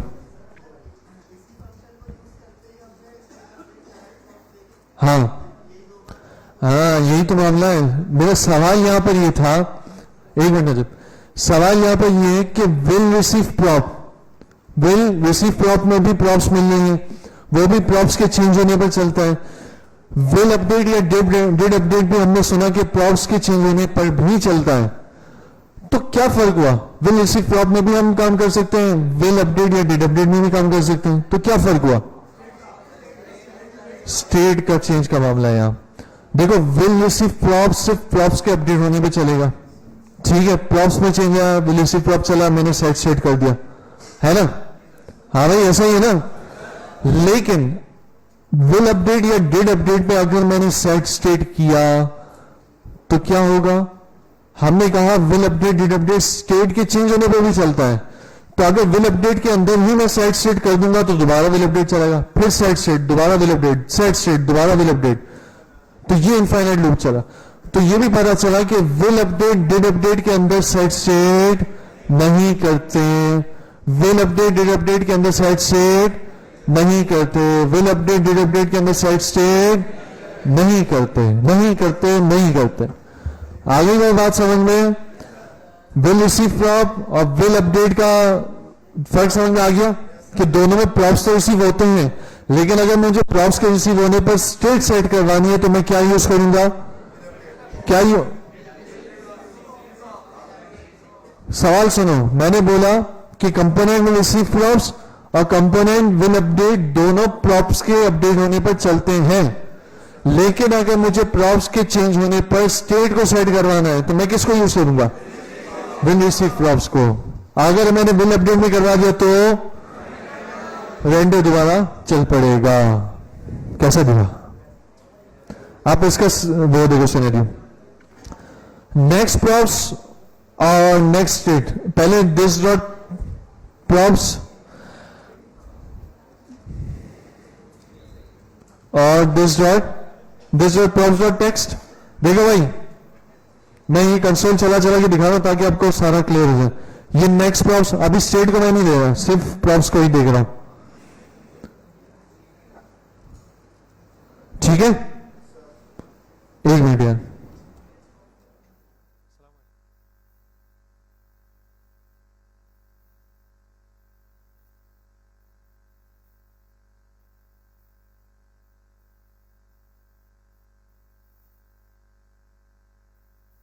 हाय।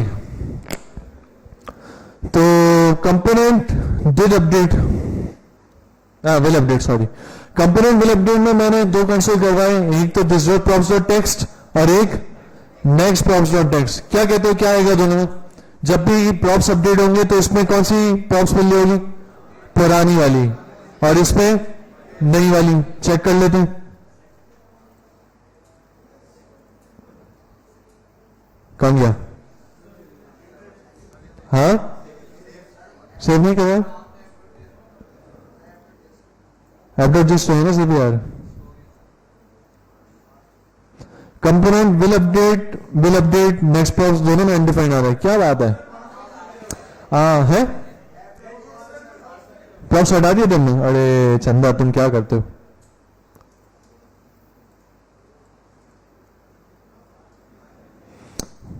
आया भाई?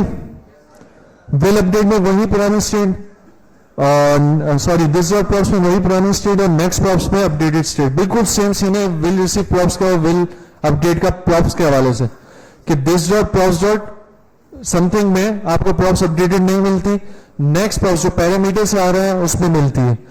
ठीक है भाई, बात समझ आ रही है? सवाल ये, विल रिसीव प्रॉप पहले चलेगा या विल अपडेट? हाँ भैया, विल रिसीव प्रॉप में भी कंसोल करवाते हैं, विल अपडेट में भी कंसोल करवाएंगे हमने। हाँ भाई, वोटिंग करवा लो, कौन सा पहले चलेगा? Will receive props.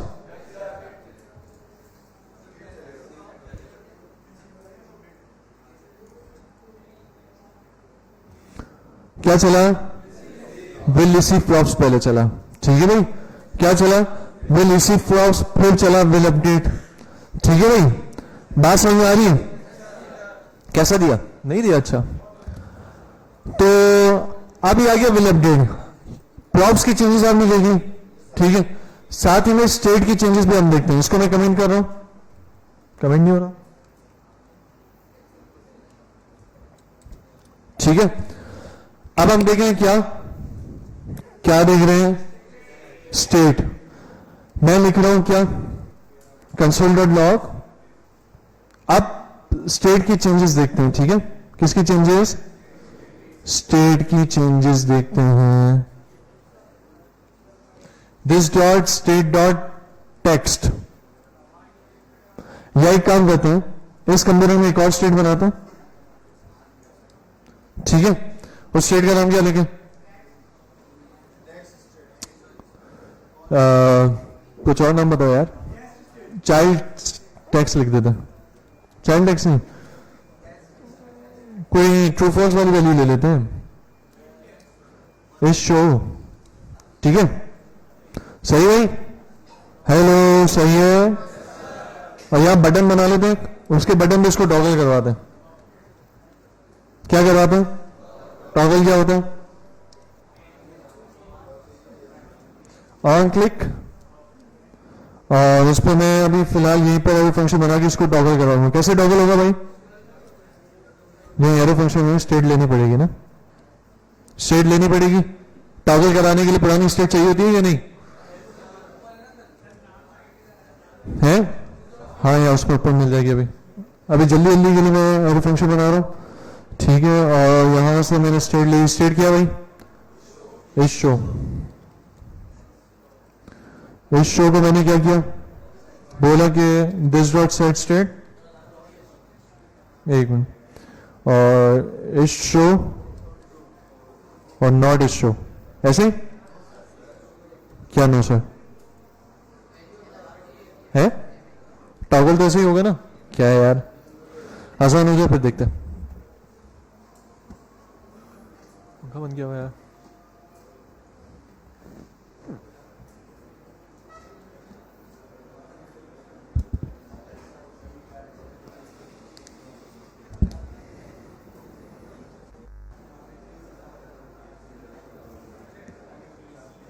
मतलब आजान हो रही है तो मैं चुप रहा हूं, तुम लोग बात करो।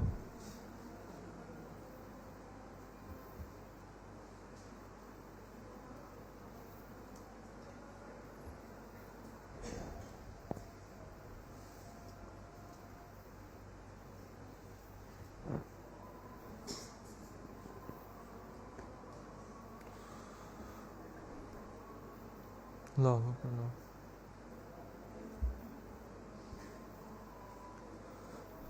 ला इलाहा इल्लल्लाह मुहम्मद रसूलुल्लाह। हाँ भाई, तो अब यहां पे मैंने स्टेट सेट करवाई है, ठीक है, बटन के क्लिक पर। अब पेरेंट वाला कोई काम नहीं कर रहा, यानी पेरेंट से चाइल्ड, इसी चाइल्ड में सेट स्टेट का मैं देख रहा हूं। चाइल्ड में मैंने बटन के क्लिक पर सेट स्टेट करवाई है, ठीक है। और कहां गया हमारा विल अपडेट और डेट अपडेट, कौन सा? हाँ, विल अपडेट। तो यहां पर मैं चेक कर रहा हूं दिस डॉट स्टेट डॉट इस शो को, ठीक है। और यहां पर नेक्स्ट स्टेट से अब मैं चीज ले रहा हूं नेक्स्ट स्टेट, ठीक है भाई, क्योंकि हमने कहा कि यार दिस में जितनी भी चीजें अपडेटेड नहीं है, हमें जो पैरामीटर से मिल रही वो अपडेटेड है, ठीक है, ठीक है। चेक करें, ये बटन के अंदर कोई टेक्स्ट नहीं, टॉगल, ओहो, और इसको इनिशियली में क्या दिया हुआ है? फॉल्स दिया हुआ है। हाँ भाई, टॉगल पे क्लिक किया तो नेक्स्ट, ये भी नेक्स्ट प्रॉप्स लिखा हुआ है यार, क्या कर रहे हो तुम लोग?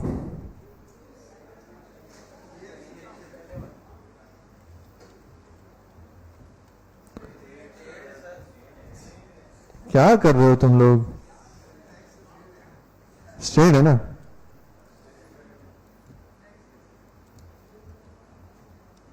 सही है, खुश, समझ में आ रहा है? स्टेट है, लेकिन लिखाना जरूरी है।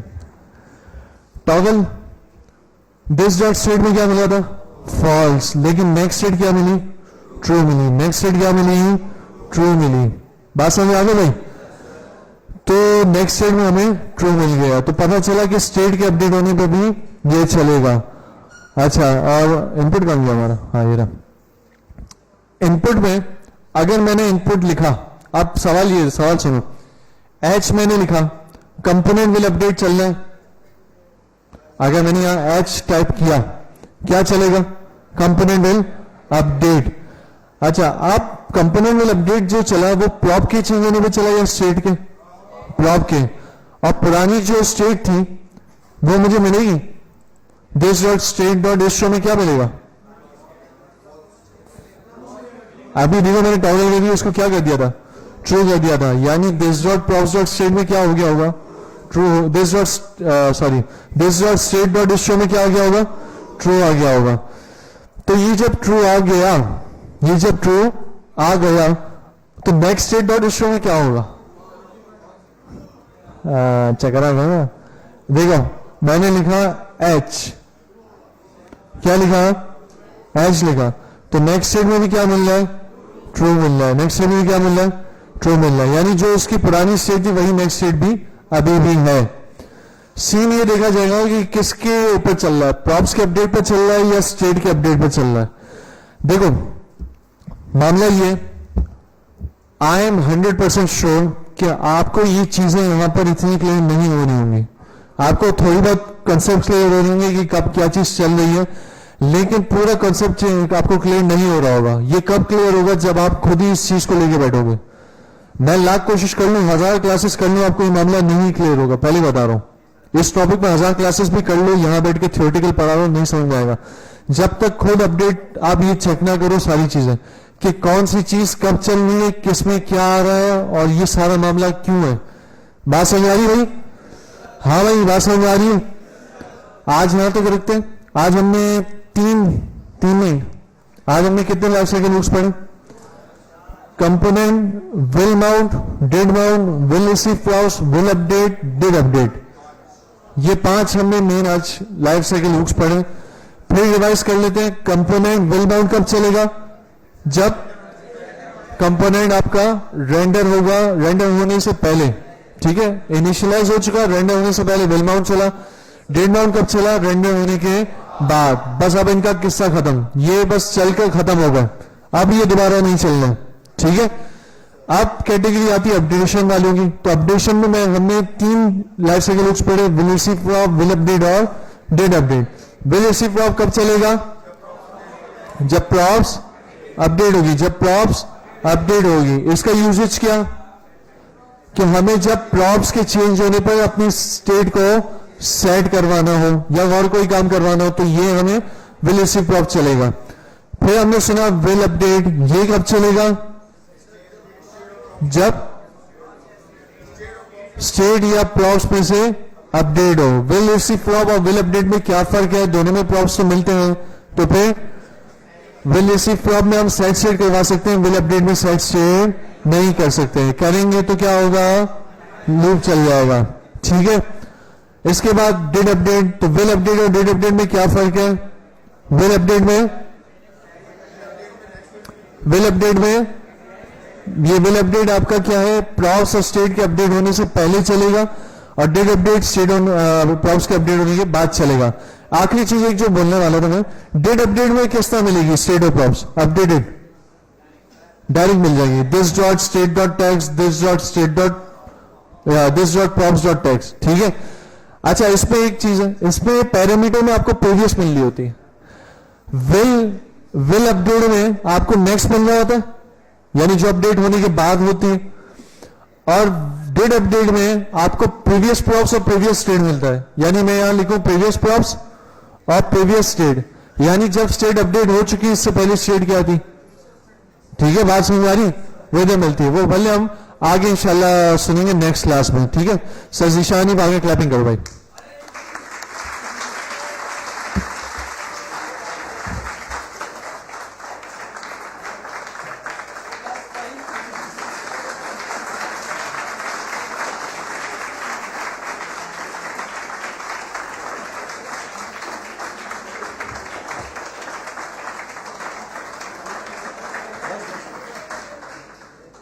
हो गया यार।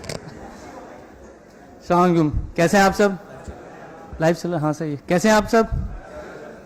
अच्छा, 2-3 चीज़ें थी। मैं एक तो काशिफ भाई ने कल पोस्ट की थी, मुनीब और फहाद ना, या फैज़ान, कहाँ है मुनीब? ये तो OLX में भी कुछ अच्छा ही परफॉर्म किया था। फैज़ान कौन है? अच्छा, ज़बरदस्त यार। अच्छा देखें, 2 चीज़ें थी। एक तो आप लोग अब इस स्टेज पे पहुंच चुके हैं और सारी जो है काशिफ भाई की, अली की, सारे टीचर्स की मेहनत है, जिसकी वजह से आप लोग इस पोजीशन पे पहुंच गए कि अब एक OLX की ऐप बनाकर उस प्रोसेस से गुजरे हुए हैं। ये 2-4 चेहरे तो वो नज़र आ रहे हैं जो दूसरे बूट कैंप्स में भी हैं। और अब ये प्रोसेस यहाँ तक पहुँच गया है कि आप लोगों पर अच्छी खासी मेहनत हो चुकी है और आप लोग खुद भी अच्छी खासी मेहनत कर चुके हैं। अब इसको अगले स्टेज पे लेके जाना है। सबसे पहले तो आप सबको शुक्रगुजार होना चाहिए काशिफ भाई का और सारे टीचर्स का, जिन्होंने इतनी मेहनत की है आप लोगों पे। काशिफ भाई ने रिएक्ट में इतनी मेहनत की है, तो मुनीब और फैज़ान के लिए तो पहले तालियां होनी चाहिए, इन लोगों के लिए होनी चाहिए। अच्छा, अब है ये कि अब आपको जो ना इसमें थोड़ा सा जो ना, अब क्योंकि पढ़ते जा रहे हैं, प्रैक्टिस करते जा रहे हैं, अब आपको थोड़ा सा जो है ना प्रैक्टिकल उस पर काम करना पड़ेगा। तो उसके लिए थोड़ा सा सबसे पहली चीज़ ये है कि आपको किसी तरीके से जो है जैसे अभी हमारा बूट कैम्प का सिस्टम चलता है, तो आपको उसका पार्ट बनना पड़ेगा। उसके लिए पहली चीज तो जो इंपॉर्टेंट है ना, वो है कमिटमेंट, कि आप लोग टाइम लगाने को तैयार हैं मैक्सिमम, उसके बगैर नहीं होगा। ये देखिए, आपने एक चीज पढ़ ली है, ये अब तक जितना पढ़ा है, और फिर अब जो आप रिएक्ट में पढ़ रहे हैं, उसके बाद क्या स्टेज आ जाती है कि आप प्रैक्टिस करें कुछ प्रोजेक्ट्स पे।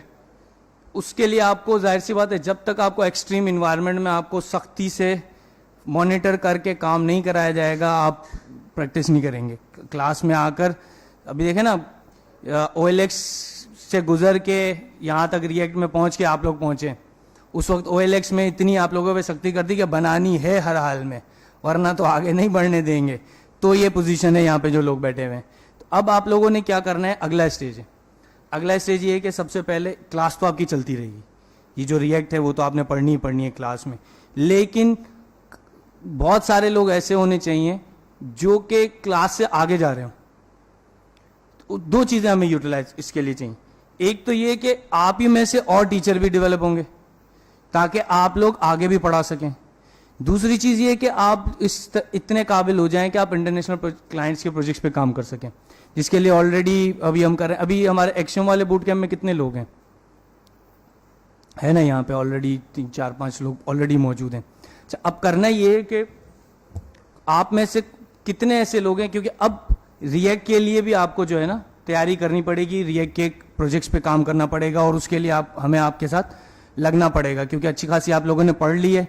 तो अब आप लोगों पे प्रेशर डाला जा सकता है कि एडिशनल पढ़ो, ज़्यादा पढ़ो और ज़्यादा जल्दी जल्दी करके दिखाओ। उसके लिए करना ये पड़ेगा कि जो है ना, अभी मैं ये करूँगा कि आप लोगों को जो है हमारा जो मीट 1 वाला ऑफिस है, वहाँ पर आप लोगों को जो है ना बूट कैम्प में इंडक्ट करूँगा। लेकिन उसके लिए पहले थोड़ा सा ये आइडिया हो जाए कि कितने लोग हैं जो वीकली 40 to 45 आवर्स लगा सकते हैं टाइम, 40 से 45 घंटे। अच्छा, काफी है। और कितने लोग 30 से 35 वीकली कह रहा हूं, अच्छे खासे हैं, ठीक है ना। अच्छा, क्यों कह रहा हूं मैं ये, क्योंकि होगा ये कि आपको टारगेट्स मिलेंगे कि ये ऐप बनाओ। OLX में तो आपने गुजार दिया महीना, सही है, वो चलता जा रहा था, वो एक हफ्ते चेक हो रहा था, दूसरे हफ्ते चेक हो रहा था। लेकिन अब ये नहीं होगा, अब ये होगा 1 हफ्ते का टाइम, 5 दिन का टाइम, 4 दिन का टाइम। तो आप पे होगी सख्ती कि ये टारगेट है, ये बनाओ। आप ये भी नहीं कह सकते सर काशिफ ने हमें ये नहीं पढ़ाया वो नहीं चलेगा, वो क्लास अलग चल रही है, अब आपने अलग चलना है। ऐसे लोग जो कि इतनी मेहनत कर सकते हैं, आप लोगों ने करना ये है कि उस पर टाइम लगाना पड़ता है। क्योंकि देखें, अब ये रिएक्ट चल रही है, फिर नोड.js वगैरह आप करेंगे सर्वर साइड, 4-6 महीने हैं जिसमें आप लोगों ने एक्सटेंसिव मेहनत करनी है। सब कुछ साइड पे रख के 4-6 महीने या 8 महीने, इससे ज़्यादा नहीं लगेगा। आपने इतनी एक्सटेंसिव मेहनत करनी है कि यहाँ से अब आप लगा चुके हैं ना, आप HTML CSS जावास्क्रिप्ट में इतना टाइम लगा लिया आपने, अब रिएक्ट में भी इतना टाइम लगा लिया, अब कुछ टाइम और लगाना।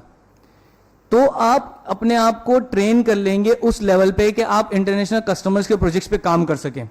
लेकिन वो इतना आसान तो है नहीं, कस्टमर का काम जब करने बैठते हैं तो वो इतना आसान होता नहीं है। उसके लिए आपको पहले से प्रिपेयर होना पड़ेगा। तो पहले से प्रिपेयर आप इस तरीके से हो सकते हैं कि आपके पास टारगेट हो, ये प्रोजेक्ट बनाओ, चलो 1 हफ्ते में करके दो या 2 हफ्ते में करके। तो इसलिए मैं आप लोगों से आइडिया ले रहा हूं, क्योंकि अब होगी सख्ती। अगर मैं आपको अब उस बूट कैम्प के प्रोसेस में लाना चाह रहा हूं जिसमें आपको एक्सट्रीम प्रेशर डाल के आपसे काम करवाया जाए, एक्सट्रीम प्रेशर डाल के ये रिएक्ट की ऐप बनानी है, खत्म, अब बना के दिखाओ। जाहिर सी बात है हेल्प तो मौजूद होगी, ऐसा तो नहीं है कि हेल्प नहीं होगी, लेकिन इससे आपका प्रेशर टेस्ट होगा कि आप प्रेशर में काम कर सकते नहीं कर सकते। क्योंकि जब कस्टमर पे काम करते हैं ना, तो कस्टमर का जो प्रेशर होता है, काशिफ भाई को अंदाजा होगा, कस्टमर ने कह दिया भाई मुझे कल चाहिए। अब आप सो रहे हैं, जाग रहे हैं, 24 घंटे जाग रहे हैं, या सारा दिन सो गए, आकर उठे 1 घंटे में काम कर लिया। एग्जाम तो है नहीं ना कि आखिरी रात पढ़ लिया तो काम हो जाएगा 2 घंटे में। कस्टमर का काम है वो करके डिलीवर करना है। तो उसके लिए सबसे इंपॉर्टेंट चीज होती है कि आप कितना टाइम पे कमिटेड है, कितना टाइम आप लगा सकते हैं, लगाने को तैयार है, ये सबसे इंपॉर्टेंट होता है। दूसरा, आप उस चीज से कमिटेड है या नहीं है, आप रिस्पॉन्सिबिलिटी ले रहे हैं नहीं ले रहे। ये टेस्ट किए बगैर जो है ना आप कस्टमर के प्रोजेक्ट पे काम कर नहीं सकते। और ये टेस्ट ऐसे होगा कि आप पे प्रेशर डालना पड़ेगा कि ये करो, और जब आप वो करो, करके दिखाओ, कुछ भी करो, उससे कस्टमर भी यही करता है ना भाई, मुझे ये चाहिए। क्यों काशिफ, क्या होता है कस्टमर, भाई ये कल करके दो, अब करके दो यही होता है। मेरी वालदा अभी रिसेंटली एडमिट थी, इस हफ्ते की सर्जरी थी। अब मेरे पास ज़ाहिर है मैं क्लाइंट का प्रेशर था, तो मैंने हॉस्पिटल में बैठ के काम किया। मतलब पहले भी वालिद साहब का भी जो ऑपरेशन था उस वक्त भी मैंने हॉस्पिटल में बैठ के काम किया था। वहीं चार्जर लगाया, वहीं लैपटॉप लिया, वहीं वाईफाई डिवाइस थी, वहीं पर काम किया, वहीं पर सारे क्लाइंट से डीलिंग चल रही थी। तो ये करना पड़ता है इस तरह से। तो सही है ना। तो ये एक्सक्यूज के सर में दर्द हो गया था, पेट में दर्द हो गया था, काशिफ भाई ने बहुत बेहतर एग्जांपल दे दी है। उसके बाद आपके पास बचता नहीं है एक्सक्यूज कि मेरे पेट में दर्द था, सर में दर्द था, शादी थी किसी की, वो एक्सक्यूज चलेंगे नहीं। क्योंकि अब इस स्टेज पे आप लोग पहुंच चुके हैं कि अब जब आप यहां से सारी चीजें करके निकलें तो आप जो है प्रैक्टिकल काम करने के कैपेबल हों, वो बहुत जरूरी है। तो अब इसके लिए करना ही पड़ेगा कि आप में से काफी लोगों ने जो है काफी एग्जांपल, अली है, अच्छा सही, अच्छा, क्योंकि अली ने मुझे काफी लोग बताया था कि कुछ लोग हैं जो ऑलरेडी बहुत एक्स्ट्राऑर्डिनरी परफॉर्म कर रहे हैं। अब वो आइडिया लगाना जो है ना इस वक्त, क्योंकि अभी फौरी तौर पर पॉसिबल नहीं है, मुझे आप लोगों के प्रोजेक्ट्स देखने पड़ेंगे, उसकी बेस पे मैं अंदाजा लगाऊंगा कि कौन जो है किन पे कितनी ज्यादा मेहनत करनी है। एक तो होंगे जिन पे थोड़ी मेहनत करनी होगी, जो पहले ही, जैसे ये मुनीब है, फैजान है, और 2-4 लोग हैं, सबके नाम एग्जैक्टली मुझे याद नहीं है, लेकिन इनको OLX की ऐप में मैंने देखा हुआ है। तो इससे ये पता चल जाएगा आप लोगों पे कितनी मेहनत करनी है और किस एरिया में करनी है, रिएक्ट में करनी है भी नहीं करनी। तो ये देखने के लिए मुझे आप लोगों के प्रोजेक्ट्स देखने पड़ेंगे ताकि जो है ना ये पता चले कि क्या।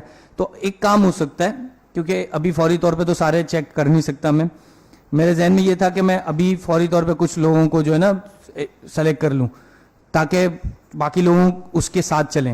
लेकिन अब ये करते हैं कि क्योंकि लोग ज्यादा हैं, आप में से वो लोग जो टाइम लगा सकते हैं एटलीस्ट 30-45 तो नहीं, 30 to 35 आवर्स वीकली लगा सकते हैं, और आपने जो है क्या नाम है वो किया हुआ है, छोटे छोटे प्रोजेक्ट्स बनाए हुए हैं रिएक्ट के, OLX के बाद आप लोगों ने काफी प्रोजेक्ट्स बनाए होंगे। कल आप लोग जो 4 बजे के बाद जो है ना मीट1 वाले ऑफिस आ जाए हमारे, सही है। उसमें क्या करेंगे, आपके सारे जो है ना प्रोजेक्ट्स रिव्यू करके आप लोगों के इवेलुएट कर लिया जाएगा कि कितने स्टूडेंट्स ऐसे हैं उन पे ज्यादा मेहनत करनी है, कितने पे कम मेहनत करनी है। उससे फिर एक चार्ट बन जाएगा हमारे पास वो लोग आ जाएंगे जो ऑलरेडी ट्रेंड होंगे। जैसे कुछ लोग हैं जिन पे महीने की मेहनत करनी पड़ेगी और वो हो सकता है डायरेक्ट कस्टमर के प्रोजेक्ट्स पे काम करना शुरू करें। कुछ लोगों पे 2 महीने 3 महीने, क्लास तो आपकी चल रही है लेकिन एक्सटेंसिव प्रेशर देने के लिए आप पे एडिशनल काम करवाना पड़ेगा। तो 2 ही तरीके हैं, एक तो क्लास में तो हो ही रहा है, क्लास में काशिफ भी आपको असाइनमेंट दे रहा है, वो तो आप बना ही रहे हैं। कितने लोगों ने ये वाला असाइनमेंट बनाया है वैसे? फिलहाल 7-8 ने बनाया सर। 7-8 ने बनाया है। और कब दिया था ये? संडे को दिया था, लास्ट संडे को ना। हाँ, तो अब ये देख रहे हैं, अब इसमें से 7-8 लोगों ने बनाया है। मैं ये नहीं कह रहा बाकी लोगों ने कोशिश नहीं की होगी, लेकिन 7-8 लोग वो थे जिन्होंने कर गए। ये एटीट्यूड चाहिए, कर जाने वाला, रात जाग रहे हैं, दिन जाग रहे हैं, यूनिवर्सिटी की पढ़ाई कर रहे हैं। अच्छा, इससे मतलब ये नहीं कि मेरा कोई फायदा है, ये एटीट्यूड आपका आपके कस्टमर के प्रोजेक्ट्स में, ये एटीट्यूड आपका आपकी लाइफ में हर चीज में काम आएगा। किसी भी चीज में आपके पास एक टारगेट हो ना तो वो आपका कंप्लीट करना है, ये नहीं कि मैं कर लूंगा बाद में कर लूंगा चल जाएगा, इस चीज को खत्म करना है। तो अब पहला क्या टारगेट क्या है? आप लोग अब इतने ट्रेंड हो चुके हैं कि आपने रिएक्ट भी काफी पढ़ ली है, अब आपको क्लास में चीजें पढ़ाई जाएंगी और आप में से काफी लोग जो ज्यादा टाइम लगा सकते हैं, देखें जो नहीं लगा सकता टाइम वो तो क्लास के साथ चले, जो एक्स्ट्रा टाइम लगा सकता है ना वो क्या करे, वो बूट कैंप में ज्वाइन करे। उससे क्या होगा, आपको टारगेट्स दिए जाएंगे, वो टारगेट आज था तो आज था, आज सबमिट करना है, वो वाले टारगेट्स के साथ हम चलेंगे। उससे बेनिफिट ये होगा कि आप लोग प्रेशर लेके और तेजी से ट्रेन हो जाएंगे। मतलब जो चीज आप आज से 4 महीने बाद कर पाए, हमारी कोशिश हो कि वो आप 1 महीने बाद कर लें, समझ रहे हैं? तो वो टाइम हमें लगाना है। तो उसके लिए एक तरीका तो ये कि पहले देखना पड़ेगा कि वाकई अब क्लास में कितने लोग हैं जो इस पॉइंट पे पहुंच पा रहे हैं या नहीं पहुंच पा रहे। तो उसके लिए आपको थोड़ा सा इवेलुएट करना पड़ेगा। इवेलुएट करने के लिए, क्योंकि अभी सबको मैं कर नहीं सकता, तो इसलिए जो है आप में से वो लोग जो एटलीस्ट 30 to 35 आवर्स वीकली लगा सकते हैं मिनिमम, वो कल अपने जो जो प्रोजेक्ट्स आपने बनाए हैं ना वो लेकर आए मीट वन। सही है? ऑफिस देखा हुआ है ना डिफेंस वाला? नहीं देखा हुआ तो किस किस ने देखा हुआ है? लोकेशन में शेयर कर दूंगा, ठीक है ना? बल्कि मैं अली से या किसी से शेयर कर दूंगा, वो आपसे शेयर कर लेगा किसी एक दो लोगों से। तो वहां पे आप पहुंचे, उससे क्या है, डिफेंस वाला जो हमारा ऑफिस है सऊदी एम्बेसी के पास, उससे ये होगा कि आपकी जो है वो रिएक्ट की स्किल्स इवेल्युएट करके उसकी बेस पे आपको टारगेट्स देंगे। कुछ होंगे जिनको हो सकता है इतने तेज होंगे उसी वक्त बिठा के कि भाई अब आप जो है ना ये टारगेट पे काम करें। कुछ होंगे जिनको हम कहेंगे कि आप ये टारगेट करके अचीव करके लाएं, उसकी बेस पे आपको इवेल्युएट किया जाएगा। लेकिन वो जरूरी है।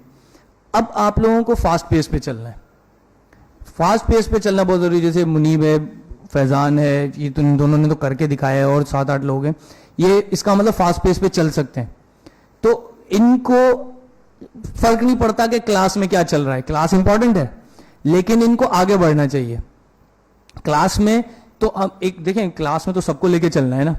अब एक बच्चा कह रहा है कि भाई मैं बहुत तेज हूं, तो उसको किस तरह एंटरटेन करें? उसको इस तरह एंटरटेन कर सकते हैं कि उसको डिफिकल्ट टारगेट्स हैं कि अब तुम ये करके दिखाओ, अब तुम ये करके दिखाओ। तो उसके लिए जरूरी है कि आप ये इंप्लीमेंट करें। कल आप लोग आए, कितने लोग हैं जो आ सकते हैं? नहीं, डिफेंस वाले ऑफिस में, सही है ना? तो आप लोग जो है बल्कि अभी क्लास के बाद ही मुझसे मिल लीजिएगा, तो मैं आपसे लोकेशन शेयर कर दूंगा, डिस्कस कर लेंगे। आप जो है वो अपनी ऐप जो जो बनाई है वो लेकर आए और वो शेयर करें।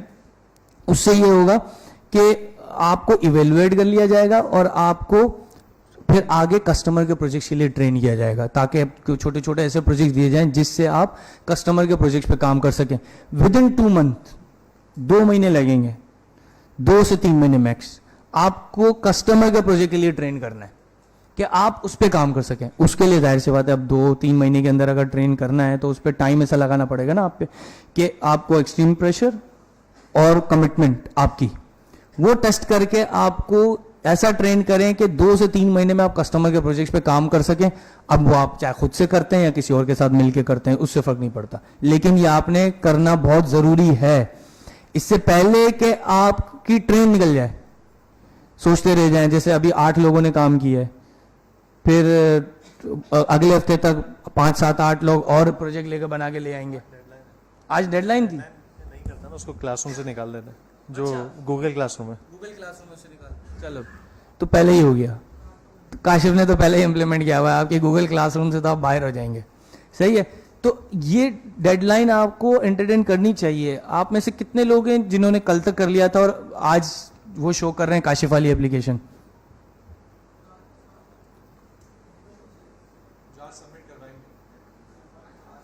आज सबमिट कराएंगे। अभी भी डर डर के हाथ उठा रहे हैं ना कि क्या, तो बाकी को क्या करोगे? बाकी को निकाल देंगे क्लासरूम से। देखें, अगर ये एटीट्यूड है ना तो फिर तो बहुत मसला है। ये एटीट्यूड है ना तो फिर तो बहुत मसला है कि आपको टारगेट मिला है और आप अचीव नहीं कर रहे। ये क्योंकि अगर आप आएंगे बूट कैंप में और वहां पर आपको जब टारगेट दिए जाएंगे तो आपको वो अचीव कर रहे हो, क्योंकि आप कस्टमर ये थोड़ी देख रहा है कि आपके पास क्या प्रॉब्लम है क्या प्रॉब्लम नहीं है। जो अब बूट कैंप में आपको अगर टारगेट्स दिए जाएंगे वो ये टेस्ट करने के लिए दिए जाएंगे कि आप कमिटेड कितने। कमिटेड नहीं है, काम नहीं हो पा रहा, काम करना मसला नहीं होता है, आप कमिटेड कितने आप में से लोग हैं जिन्होंने करने की कोशिश की और किसी चीज में फंस गए, नहीं कर पाए। ये इंपॉर्टेंट है, ये जरूरी है, यही आपकी स्किल्स टेस्ट करनी है और इसी में आपको ट्रेन करना है। तो अभी क्लास के बाद मुझसे मिल लीजिएगा जो जो आना चाह रहे हैं कल, ताकि मैं उनको लोकेशन समझा दूं और जो ऐप्स आपने अभी तक बनाई है उससे सिर्फ ये पता चल जाएगा कि आप कितना कर पा रहे हैं और आप पे मेहनत कितनी करनी है, आप पे एडिशनल कितना टाइम लगाना है, किस पे कम लगाना होगा, किस पे क्लाइंट साइड पे लगाना है, किस पे सर्वर साइड पे टाइम लगाना है। वो इवेल्युएट करके फिर उस डायरेक्शन में आपको ट्रेन करेंगे। उससे मिनिमम 2, अगर आपने 100% टाइम लगाया, मैक्सिमम 3 से 4 महीने में आप कस्टमर के प्रोजेक्ट के लिए रेडी हो जाएंगे। समझ रहे हैं? तो ये बेसिक हमारा टारगेट है। अभी कल काशिफ ने शेयर किया था तो मैं सोचा था आज आके थोड़ा आप लोगों से मिल लूं, क्योंकि अब आप लोग इतने ट्रेन हो गए कि अब आपको बूट कैंप में एक्सटेंसिव प्रेशर दिया जा सकता है, ताकि आप वो काम करें और उस पर अपने आप को अपना स्किल्स शो करके कस्टमर के प्रोजेक्ट के लिए ट्रेन हो। तो इंशाल्लाह फिर मिलते हैं कल प्रोजेक्ट्स लेकर आए अपने और उस पर करते हैं, क्योंकि अब हमें बहुत आगे बढ़ना है। यहाँ ये इस पॉइंट पर अगर आप रुक गए ना और अब मेहनत नहीं कर रहे, क्योंकि ये वो लोग हैं, सारे वही लोग हैं ना जो OLX की ऐप बना कर आए। कोई एक है, हाँ यस सर कोई कह रहा है ये अब आप लोगों ने इतनी मेहनत की है, OLX में इतनी परेशानी उठाई है, अब रिएक्ट में उठा रहे हैं, तो अब हल्का छोड़ देंगे, ढीला पड़ जाएंगे, तो ये पॉइंट नहीं है ढीला पड़ने का, अब तो पॉइंट है स्पीड पकड़ने का। तो अब आप स्पीड पकड़ें, जो क्लास में हो रहा है उसको तो करना ही करना है। फिर जो एडिशनल टारगेट्स लेने को तैयार है, आप चाह रहे हैं कि जो है ना कस्टमर से प्रोजेक्ट के लिए ट्रेन हो, तो आपको टारगेट्स दिए जाएंगे, तो उसके लिए जो है आपको टाइम लगाना पड़ेगा। जो ये करने को रेडी है वो आए, हम मिल के जो है ना थोड़ा सा प्रैक्टिस करेंगे, ट्रेन करेंगे और फिर यहाँ से लेके आगे चलेंगे, ठीक है। और बाकी बहुत अच्छा जा रहे हैं, thank you Kashif again, Munir, Faizan और जो भी 4-5 लोग हैं जिन्होंने ये ऐप बनाई है, बहुत जबरदस्त है। अब आप लोग, बाकी लोग आज नहीं दिखा रहे तो फिर उनको क्या करेंगे? आप बताएं, सिर्फ क्लास से निकाल देंगे? और आप बताएं क्या करना चाहिए? क्या करना चाहिए इनसे पूछते हैं ना जी। जो बाकी लोग हैं उन्होंने ऐप नहीं बना के दिखाई है, क्या करें उसका? एडिशनल टास्क दे दें, टाइम दे दें, कितना? 2 महीने, 4 महीने? देखिए, एक तो थोड़ी सी सीरियस बात है, एक मजाक वाली बात है। सीरियस बात यह है कि इसका मतलब आप टीचर को सीरियस नहीं ले रहे ना। टीचर आपको टारगेट दे रहा, आप नहीं कर रहे, आपने सही है क्लास में जाके बैठेंगे, क्या फर्क पड़ता है।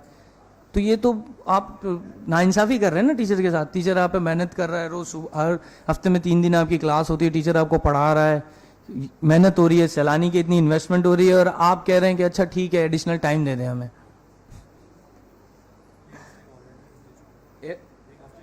ऑलरेडी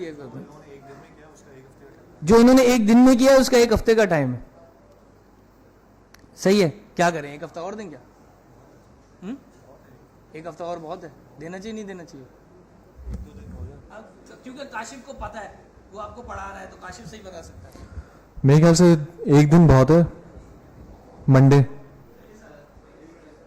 मंडे कर लो यार। देखो हम लोग का मसला क्या है, हम लोग को जो डेडलाइन मिलती है ना, हम लोग उससे 1 दिन या उसकी सुबह जागते हैं कि यार आज डेडलाइन है, आज काम करना है। तो मसला ये है कि लंबी डेडलाइन देते तो इशू ही होता है। अब जैसे OLX ऐप का लंबी डेडलाइन गई तो सारे बीच में सो गए, फिर एंड में जाके जागे, क्या ये मसला है। आखिरी दिन कोड लिख रहे हैं, ये मसला होता है सर। 1.5 महीने बाद लास्ट डे कोड लिख रहे हैं, हद होती है यार। चेक कराना सर, 1 मिनट अभी डिप्लॉय नहीं हो रहा, हद होती है, ऐसे थोड़ी होता है ठीक है। तो अब काशिफ भाई ने टारगेट दे दिया, क्योंकि काशिफ भाई को ऐप का भी अंदाजा है कि क्या स्पेसिफिक उन्होंने दिया है, वो आपने जरूर करना है, वो एक अलग है। और जो उसके लिए आप आए कल आज संडे ना, हाँ कल आप आए और आपको इवेलुएट कर लेंगे, आप उसकी बेस पे ये डिसाइड कर लेंगे कि कितने लोग हैं। फिर हम क्या करेंगे, ग्रुप बना लेंगे, जो ज्यादा जिन्होंने काम किया हुआ होगा उसके साथ 2-4 लोग टीम लगा देंगे। देखिए आप इंटरनेशनल कस्टमर्स पे जब काम करते हैं, आपको टीम में भी काम करने की आदत होनी चाहिए, या तो वो इंटरनेशनल कस्टमर की टीम होगी या आपकी अपनी टीम होगी। तो इस तरीके से भी करेंगे कि आपके साथ 2-4 लोग लगा दिए, उनको ट्रेन करना है, उनको लेके चलना है, उनको ये सारा कुछ प्रोसेस से गुजरना पड़ेगा आपको, और इसमें टाइम लगता है। सिर्फ क्लास में आके पढ़ के आप अपनी स्किल्स इंप्रूव करते हैं, दूसरी जो चीजें टीम में काम करना है, कस्टमर के प्रोजेक्ट के लिए काम करना है, उसके लिए आपको एडिशनल मेहनत करनी पड़ती है। तो वो इंशाल्लाह हम कल से शुरू करते हैं, ठीक है। तो इंशाल्लाह कल मिलते हैं। अभी एड्रेस वगैरह के लिए मुझसे अभी क्लास के बाद मिल लेते हैं। तो ढीला नहीं पड़ना है, चाहे आप वहां आ रहे हैं या नहीं आ रहे हैं, आपको स्ट्रिक्ट टारगेट पे चलना है, वरना कोई फायदा नहीं है। साल कितने महीने हो गए आप लोगों को लगाए?